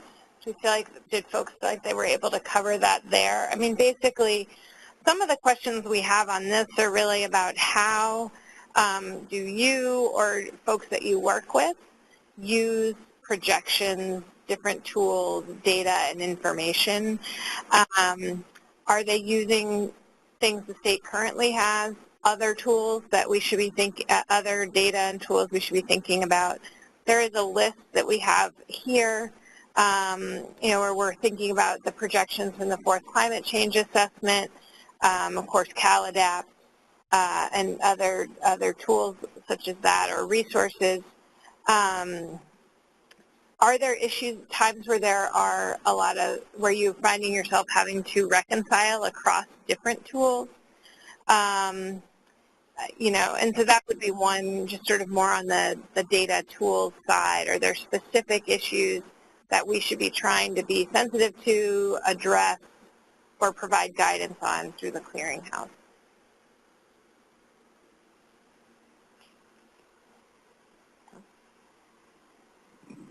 At this morning's CalAdapt workshop, we heard a lot about extreme events that are other than sea level rise alone or extreme heat alone. So I'm just going to remind people that they mentioned that and ask them to comment, if they wish, on definitions of extremes that involve multiple parameters. I mean, I actually was one of the people that mentioned that, but so to the extent that we use climate resilience data for decision making, it was a lot of the data currently available is around extreme events, and for assets that are there all the time, it would be also helpful to have like blue sky data, so data on sea level rise that does not include the 100-year storm event, or like how you differentiate between extreme event planning versus day-to-day planning.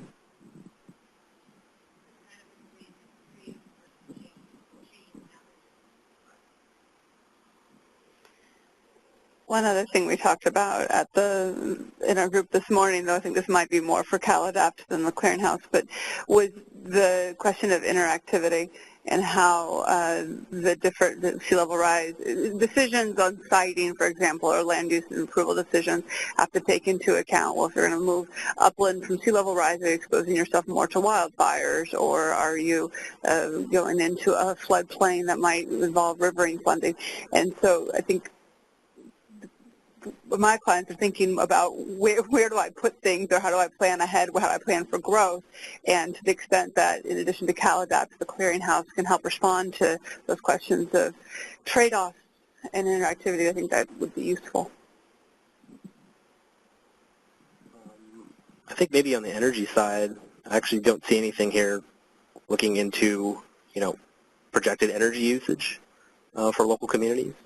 I think that's a tough thing for the state to do, to get down that granular level, but anything by like PG&E planning, I'm sure you can get that from PG&E or Edison directly, but just guides so people can see maybe what's going on in the IPER, what the projections are for the state, economic projections, getting into like economic, I guess outside the climate stuff, but nonetheless, give you an idea of kind of what your baseline is and what you're working with, and then going from there.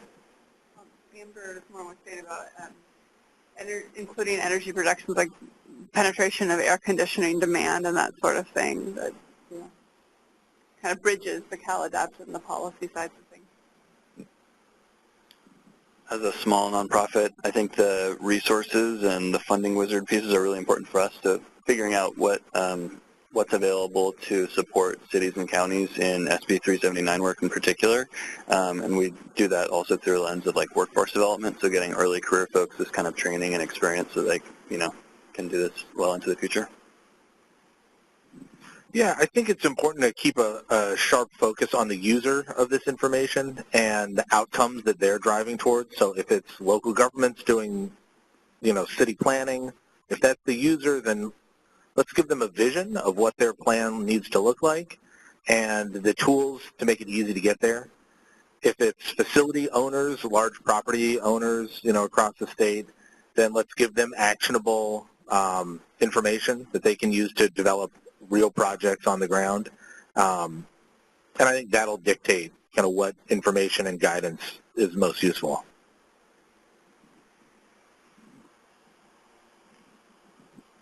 Yeah, all right, well, I have it. You know, I think, you know, frankly, as I look across, like, I think you have a general sense of how SE lines up on a lot of these questions. Like, I mean, how we use projections. We've talked about that in early panels. You know, I think, frankly, as you go along, maybe building off the last comment, like, as you go along, and if there are stories you want to tell or you think would be super useful to some of those end users, like, I'm sure SCE or PG&E or every other utility in the state is thinking about this stuff would probably be really interested in trying to help. Like, I mean, if there's data like on whatever, you know, building energy usage in specific regions, we can find ways to either, you know, get it from the CEC or from us. I think it's like, at least from this utility's perspective, don't view like if there's energy sector stories you'd like to tell and the data isn't out there or you don't know how to tell it 100%, feel free to reach out to us because we'd be super happy to help.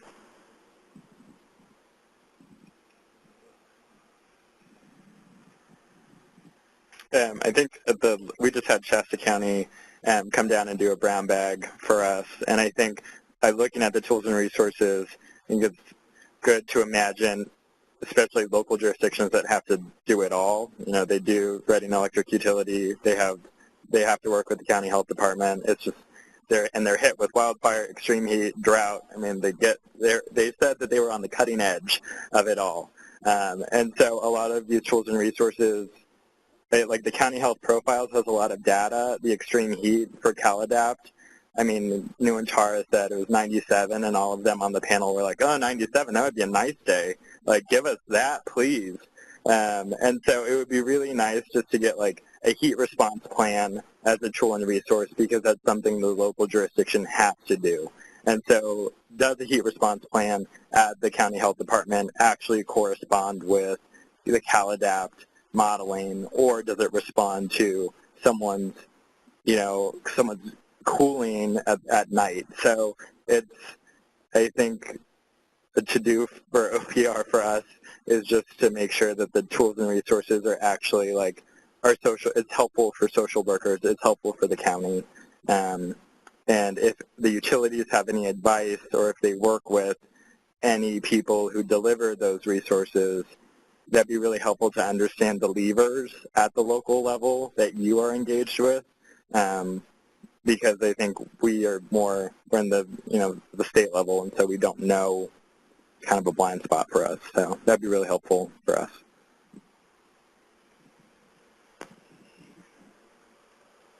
I want to mention something that the City of Reading people commented on regarding their climate resiliency planning and adaptation during this brown bag. The question was specific. How did you plan? Did you go to CalAdapt and look up a certain, projection? They said no. We just looked at the slope, the vegetation. Is it too steep? Is it exposed to fire? Is it near water? Is it going to flood? They didn't need to know the specific number of days that it's going to go from 4 to 55 heat days. They kind of used gross resiliency strategies. City trees and urban greening was one of them. So it does not necessarily to them matter how many more heat days they're going to have. Knowing that there's going to be a dramatic increase in number of heat days helped them prioritize the strategy to get the urban greening going. But they didn't have to have super accurate, settled change from X to Y number of days. They just decided urban greening is good because it provides shade, streets look nicer, it helps absorb water, retain it more on site, slow the flood water. So I think that was something that really came across from a city that really is on the cutting edge. They're living today something that we're looking for other places. It's going to be our climate change. And so I feel like there is some value just in that thought of multi-benefit thing, even if you don't know exactly what your climate change impact is. Yeah, that presentation was useful for me too, to realize that these impacts are here today, right? We talked about climate change. There'll be extreme heat. There's already extreme heat. And there are people planning for and adapting to and doing projects about flooding, fire, heat, you name it. So as far as case studies, I mean, these projects are already happening. They might not be about future conditions, but they're about conditions today that will just be more common in the future.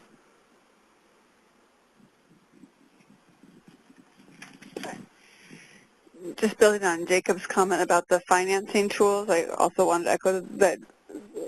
Well, I actually had a question about how you plan to bring the information from your work stream on financing adaptation into the clearinghouse, the findings from that, and also I see here the funding wizard.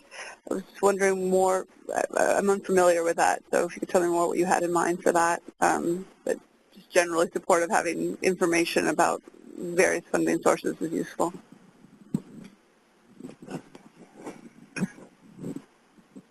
So here's our dream. Whether we get there, we'll see. The funding wizard, I'll start there. That's maybe easier answer. That's an existing tool that is housed on Cool California. I'm looking at Liz. Okay. It's ARB, yes. So that exists now. And that really is about, it's trying to help point to state funding resources and state and federal funding resources. So that exists.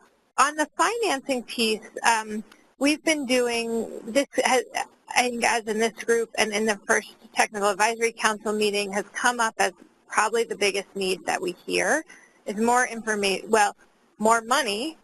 So we're not making money with the clearinghouse, but also more guidance on how to find funding to do this sort of work and how to finance and fund projects. So I think those are, so what we're really looking at is probably more the latter of ways to finance and fund projects on the ground. And so there's a couple of initiatives that are moving forward right now. Some are work at the state, just trying to better understand the landscape of what's available. There's a project through the Fourth Climate Assessment that is looking at financing for adaptation projects. The San Francisco Bay Development and Conservation, Bay, San Francisco, BCDC, is doing a financing, has a financing task force that's moving forward, and they're working with the Resilience by Design project in the San Francisco Bay Area. We've been working with the Federal Reserve Bank of San Francisco on some convenings. We had our first last week. What we would ultimately like to be able to look at is build basically a matrix or framework that just lists what are the types of tools that are available, and then what are the characteristics of a project that might make those tools more viable. So, and really trying to open that lens broadly of public financing and private financing, the way different financial institutions can engage at different phases or parts of a project. That's a huge landscape, and that's why I said I think that's really sort of our ultimate goal that we would like to get to. I think we're still trying to figure out what the timeline of something like that would look like. But just to be able to get things into one place that said, oh, if you have this kind of a project and maybe you're going to have a user fee associated with it, does that open up different types of financing tools to you? Do you have, local, certain types of local bonds, things like that? So it's an area we're still working on, but ultimately just that's kind of what we're trying to get at, which is just a little bit more of an accessible way to look at, who are the institutions you can engage with, what are the types of tools that are available. So, and that could range from grants all the way through to different types of financing.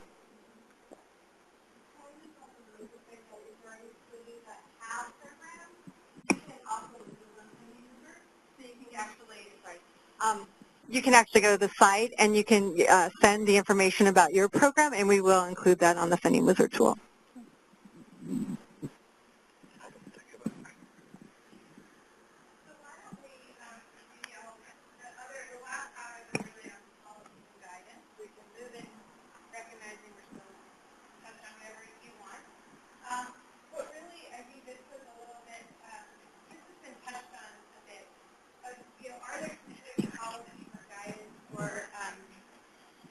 Programs that we should be sure to highlight. So are there things that you work on a lot with different users?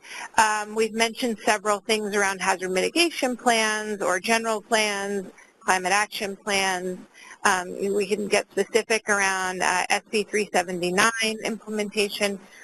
So are there specific policies or guidance we should be sure to include in the clearinghouse.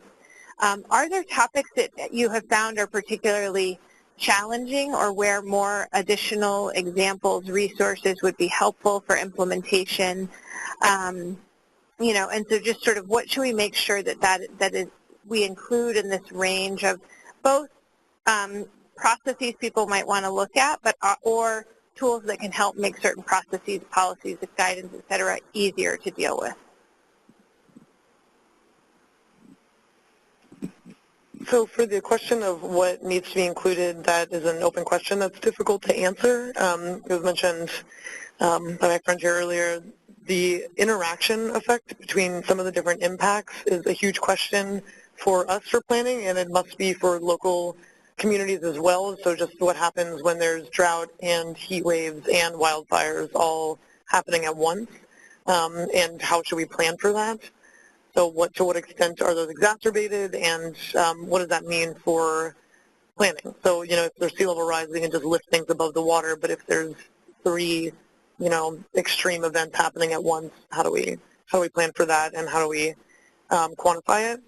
And along those lines, I know PG&E has already started asking this question, but what are some resiliency building standards that we can start to incorporate into our infrastructure and asset decisions? And this goes for buildings as well. So there's best practices all over the place, including places that are already feeling the effects of climate change more heavily than we are, places like Hawaii and any island nation really, so as to like how to harden their assets or where to build them. And there's actually engineering standards that exist that we are considering, and maybe it would be helpful to, you know, culminate those on your website.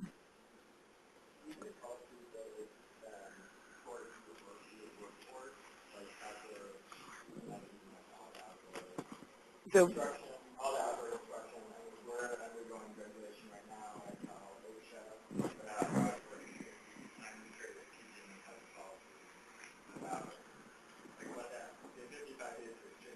yeah.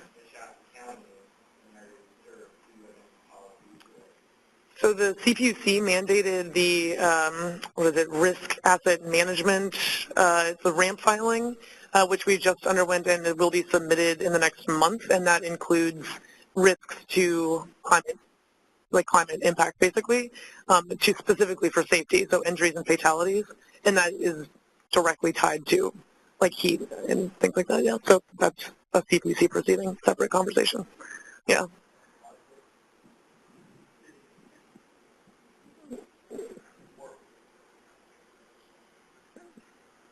Yeah, but it is being addressed elsewhere. That actually, the RAMP proceeding would actually be a really interesting tool for all the utilities to put on their website as well, because they all have different models for how they did that. Yeah.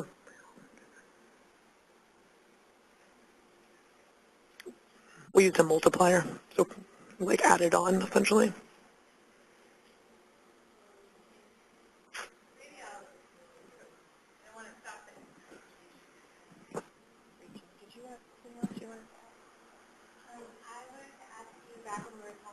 Financing tools, I just wanted to ask if you had heard of resiliency bonds that fall under catastrophe bonds that I think it's, I don't remember what. Has anybody here heard of that? Because I've been exploring it recently at the State Lands Commission, trying to figure out, so for us it's all about how are we going to finance resiliency. We're moving past the impacts and assessing vulnerability because the impacts are now. So we've been trying to look into understanding what, financial mechanisms exist, like from the private sector, like environmental impact bonds and stuff like that. And I was wondering if that information, at least for us, would be useful to include. Yes, I think we would like to. I mean, we would like to be able to list those as an option, and we've, what level that looks like, because I've talked to folks like in the forestry and watershed, or, but yes, I think ideally, ultimately, we'd like to get to where it's almost like a menu of options, and how you would, why one, recognizing we're not financial advisors, why something might make sense in a given context. Yeah. Any other?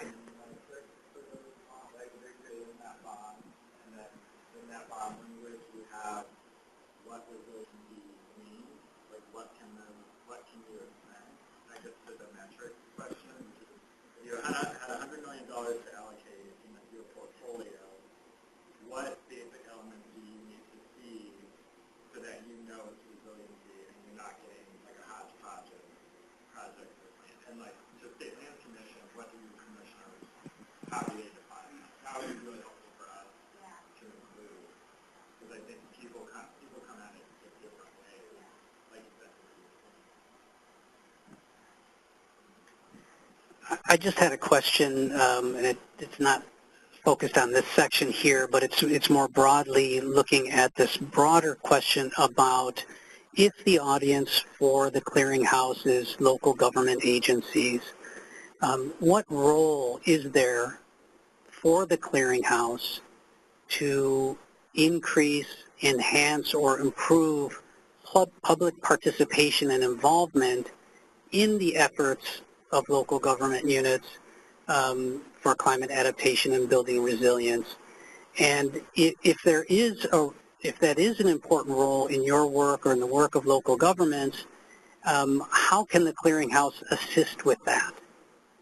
Are there mechanisms that you think the clearinghouse may be able to provide that would make the content relevant to the average person so that they could become meaningfully involved in its implementation? Because obviously at some point they've got to be involved in these plans, otherwise they're just written for them. So just a general question, if you have any thoughts on how that might be operationalized through the clearinghouse.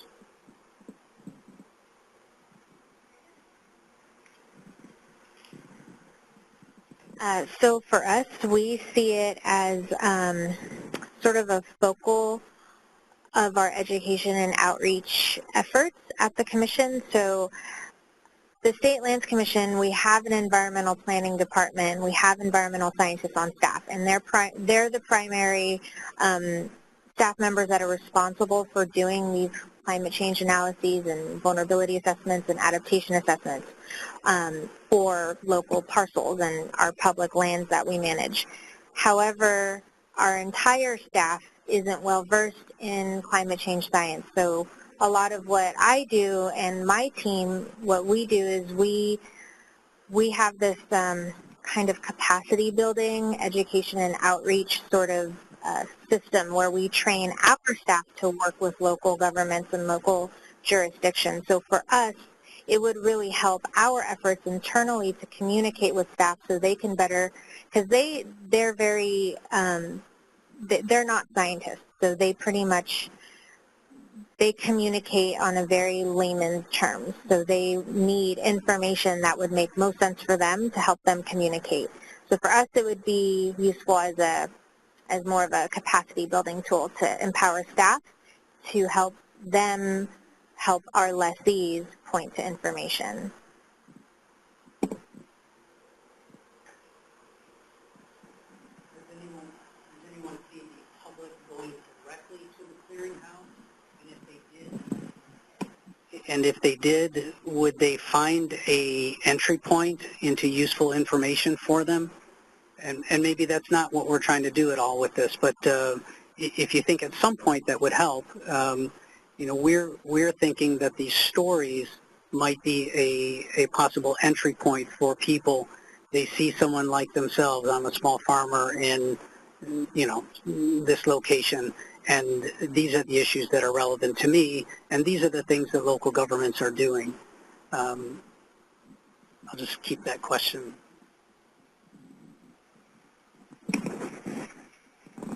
One useful type of policy examples that we could post is building code changes. Changing the state building code is kind of a blunt instrument because it applies statewide, and as we've been talking, this is all so local. But the classic reason for amending a local building code is a specific geographic difference. Why does your building code need to be different than the state's based on your geography? Well, that's exactly what we've been talking about. But there are many cities with similar geography, right? So coastal cities could all copy each other's various provisions of building code. So some type of a clearinghouse, for lack of a better word, right, of examples of local code changes that maybe don't make sense to push through the statewide building commission, but nevertheless could save a lot of work and save each city reinventing the wheel for, new construction and major renovations. That can be actionable, on the ground. Thanks. I think that sparked, I know PG&E is rolling out the exciting EV charging, $130 million over 3 years. And so it'd be curious to hear, Edison, I'm sure you're rolling that out too, of how OPR can eliminate, maybe I'm going to get slapped on the wrist for this, but eliminate the soft costs when you go to your city, the desk to get your building permit for the EV installation. How can the state help streamline those, and are there case studies or model ordinances or things that OPR can put into the clearinghouse, and then when we get calls that say, oh my gosh, this city took 9 months and 15 inspections to get one charging station, and that was a lot of soft costs that could have gone into a whole other charging station. That would be really helpful to hear. I don't know if you want to chime in on that. Louise is probably going to slap my wrist on that one when I get back to the office, but that is a lot of phone calls that we get at OPR about, oh my gosh, we just spent $14,000 for one charging station on permits and inspections. This is crazy. So. Well,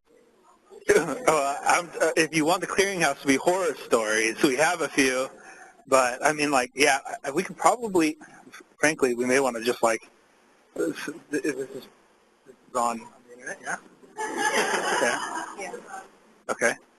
Then I think there are regional examples that are good ones, like good partnerships between local jurisdictions who have either come up with their own sort of electric vehicle push, or even regions, maybe slightly larger than just a single jurisdiction, that have kind of made electric vehicle deployment a priority. I mean, you can think about the city of LA. Maybe it's not even in my service territory, but I mean, places like that made things a heck of a lot easier for folks installing vehicle chargers. And so, you're not going to get, again, we serve 160 cities. We're not going to get every single one of those cities to be as responsive. And frankly, not all of them have the people working around the office building to move quickly on things. So, I mean, I think we could highlight good examples. But I don't, yeah, if you want the horror stories, maybe that could be the dark side of the clearinghouse or something.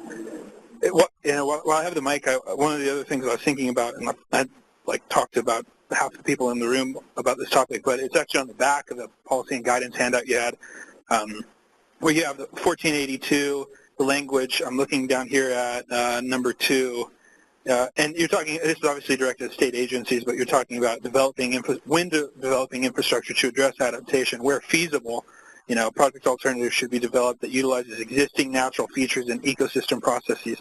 This just has me thinking, there's a lot of things that aren't necessarily energy infrastructure or physical hardening, so making that pole tougher or more heat resistant, that could have beneficial effects on the electricity sector. And so I'm thinking here about the Reading example, urban greening, as kind of a climate change solution. Cities, I love them because they have a lot of leeway to think really societally. Obviously that's their job.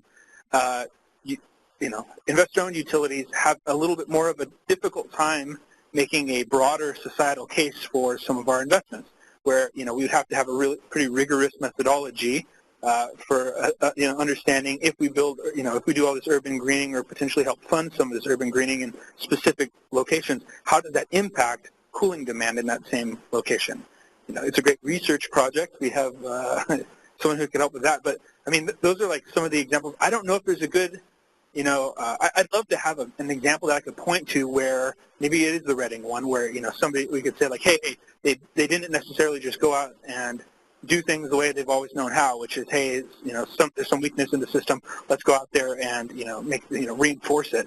Instead, they thought a little bit outside of the box for solutions that had additional co-benefits that are really useful and helpful, but they weren't in the wheelhouse of normal everyday utility guy stuff. Yeah. Yeah, I actually was going to bring up something really similar, so I might as well just piggyback on that. I don't know if the clearinghouse is where this should be housed, but along those lines, when we're thinking about some of the activities that we're going to undertake to update our design and engineering or harden our assets, we have no idea what the cities are doing around that. And when we're talking about our assets, we're also talking about all the access roads to get to these assets, so that covers a lot of land. And a lot of times the access roads are, for example, like along the seashore in like San Mateo and things like that. And San Mateo is already thinking about what to do because they are at risk for sea level rise. So if they're putting up a wall and we're putting up a wall, that's too many walls. It's one too many walls. So just somewhere where, we have all of the communities' plans sort of broken down into their actual activities, or maybe even like geospatially located so we can see what they're doing or planning on doing in the long run, so that there's not duplication of efforts, because these projects cost quite a bit of money. What was that? Titles, yeah. Yeah, but especially geolocation would be helpful, right? Because the assets are everywhere, and yeah, to the extent that it's a city, I guess you would know where it is. Yeah.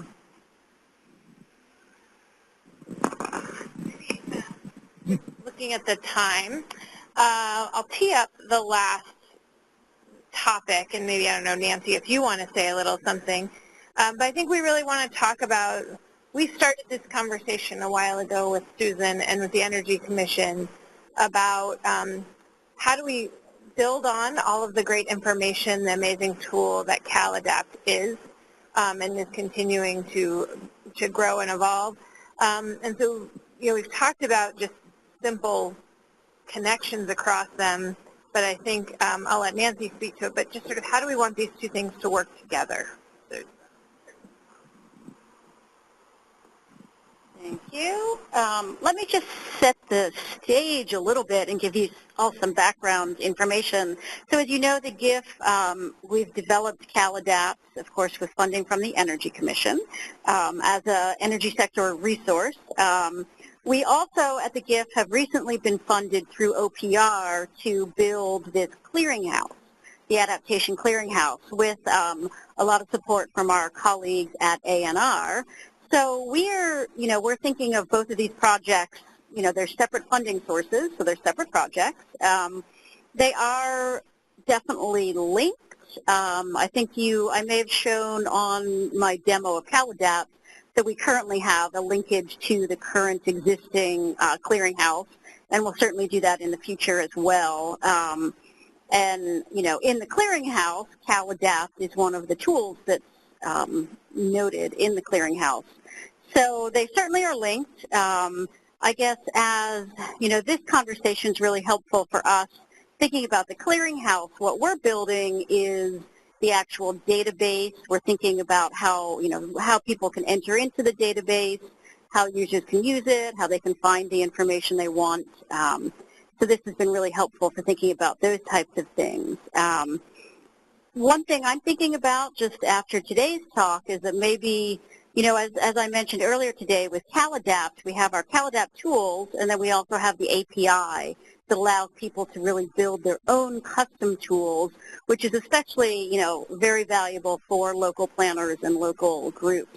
I'm thinking that maybe one way to sort of help tighten the interlinkage is having some of our user stories about CalAdapt as case studies on the clearinghouse, maybe as ways to help people who want to use that, build their own tools, sort of an entryway into how people could actually go about doing that. So I think maybe having a case study or two would be really great. So then the other thing, we're thinking of is how to link these two. Again, it could be as simple as just, a link on CalAdapt that goes to the clearinghouse and vice versa. But I'd be interested in hearing if you have ideas about other ways that they could be linked more tightly, maybe, if there's something you think would be useful. And I also sort of like to project into the future. What do you think, if funding were available to do more, what do you think would really help people, if they were more tightly interlinked? So those are some of the things that I'm thinking of, if anyone has some ideas. Yeah. Sure. I think it would be really helpful to have like geospatial tags for what's already happening. So like if to the extent that the community resilience plans have detailed planning that you can put on the map, we can just use the same GIS layers then, plan around it.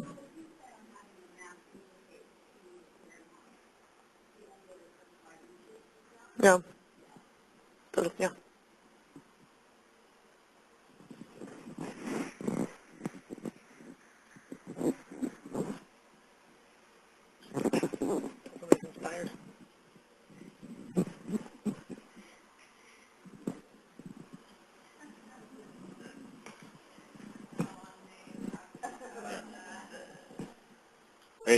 Well, I'll call out Climate Corps too, and just curious. I mean, it would be helpful as your fellows go off and do projects using CalAdapt. I mean, you included it as part of your orientation.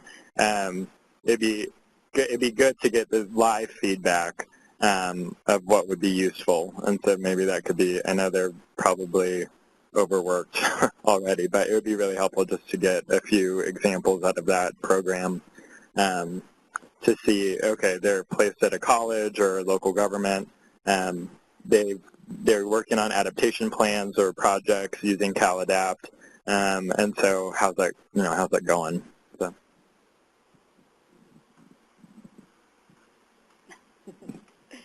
Anyone else? Yeah. Yep.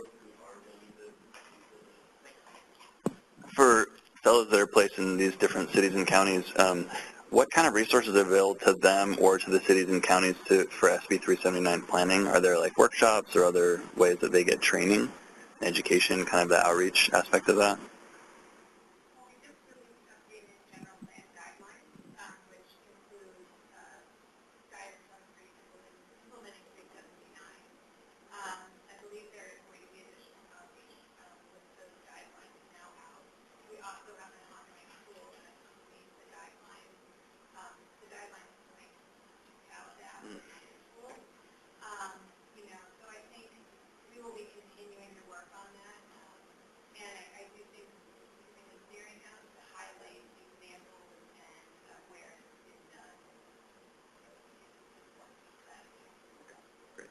How do we contribute case studies to? Or, okay. Okay. And then I think the other, well, something I just forgot. It might come back to me.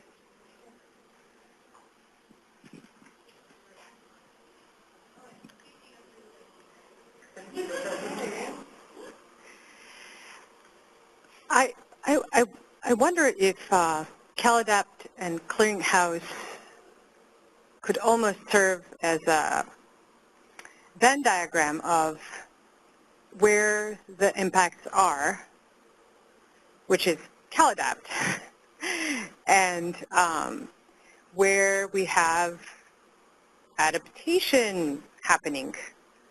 And so I think during the IPER a couple of weeks ago, it was Adam who mentioned something to the effect that climate work should start with the communities most impacted. And this goes beyond actually the link, how to physically make them speak or communicate or integrate, but also as a screen. There are high vulnerabilities here. There are a lot of people here or valuable resources, and we don't have adaptation there. So I don't even know if this can happen, but if it could be added, kind of like as an analysis, where to focus some of the efforts.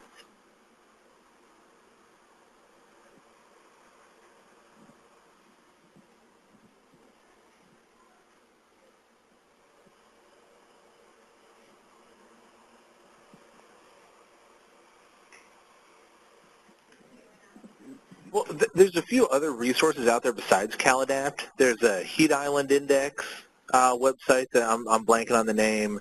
We've got, CalEnviroscreen. There's another one that tracks tree canopy. Even the Smart Location Calculator from US EPA. for kind of transit-orientedness of various census tracts. So just pointing out those other tools, right, that don't necessarily exist in CalAdapt, but are useful for this type of planning, could be a good resource to have in the clearinghouse. And along those lines, one more I don't think I saw here that was it's regional, but adapting to rising tides, which is the BCDC project. I know it's only it'd be a lot longer paper if it were.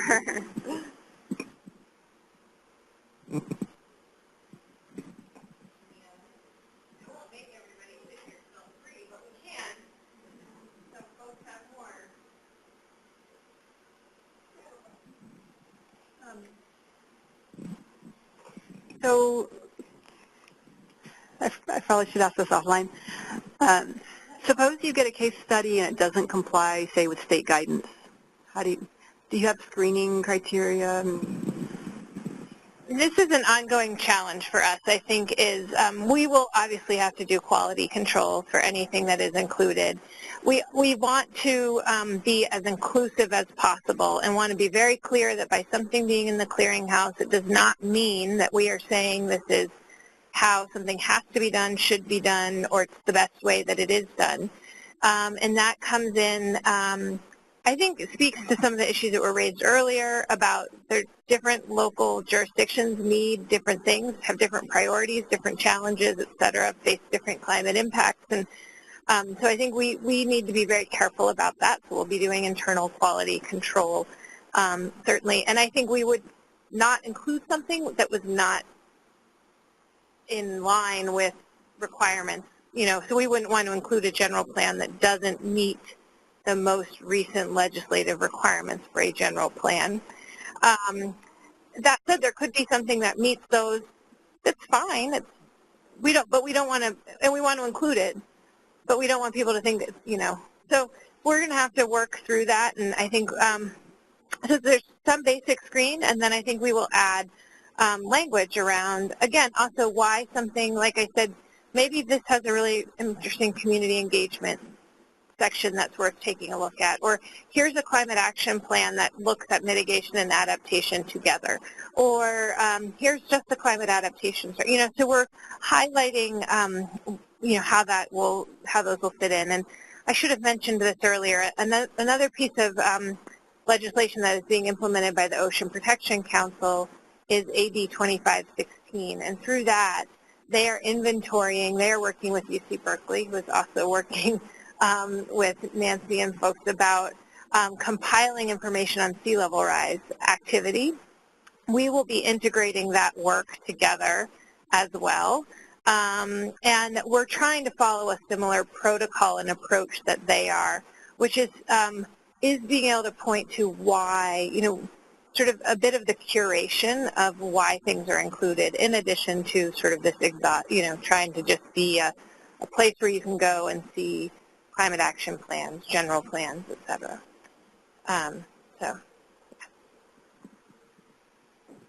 As a recommendation for how CalAdapt maybe can link with this is some of the, I know in this room today we've mentioned 1 million different stakeholder groups, and they all operate in different areas of California and all cover different areas and regions.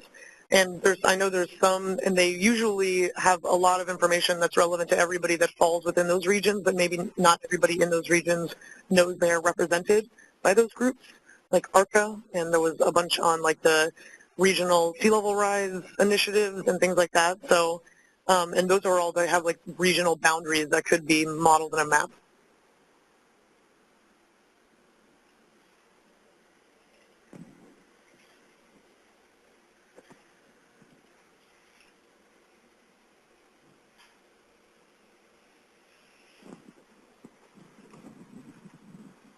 Anything else anyone would like to add? This has been a really helpful conversation. I actually thought it worked really well, sort of keeping us all together and being able to cut across and jump between case studies and tools and resources and guidance all together. I I think this was helpful. I think one thing that definitely, I think we should probably try to work with PG&E, Southern California Edison, and you guys to identify maybe some case studies, or also think about, I think your example, and Elena, about sort of the titles and being able to even just give the lay of the land to help guide, that everything doesn't have to be an exhaustive discussion, but just that a user would know to go and ask someone else about something. I think that's really helpful guidance, and I don't think something we've heard as much in other of our discussions, so that was great.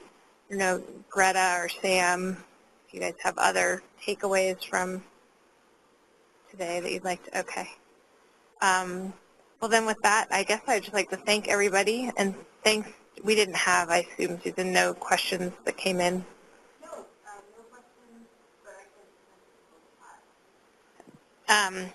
But just encourage folks to be in touch with us. If you have more input, great idea strikes you on your way home, let us know. I think we may follow up as well as we're moving forward. So appreciate everybody's time and sharing your experience to help make this better.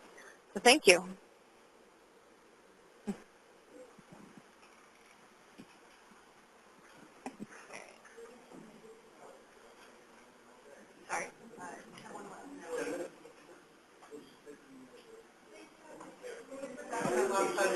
Yeah, hi. No, thanks for your help. That was great. Yeah.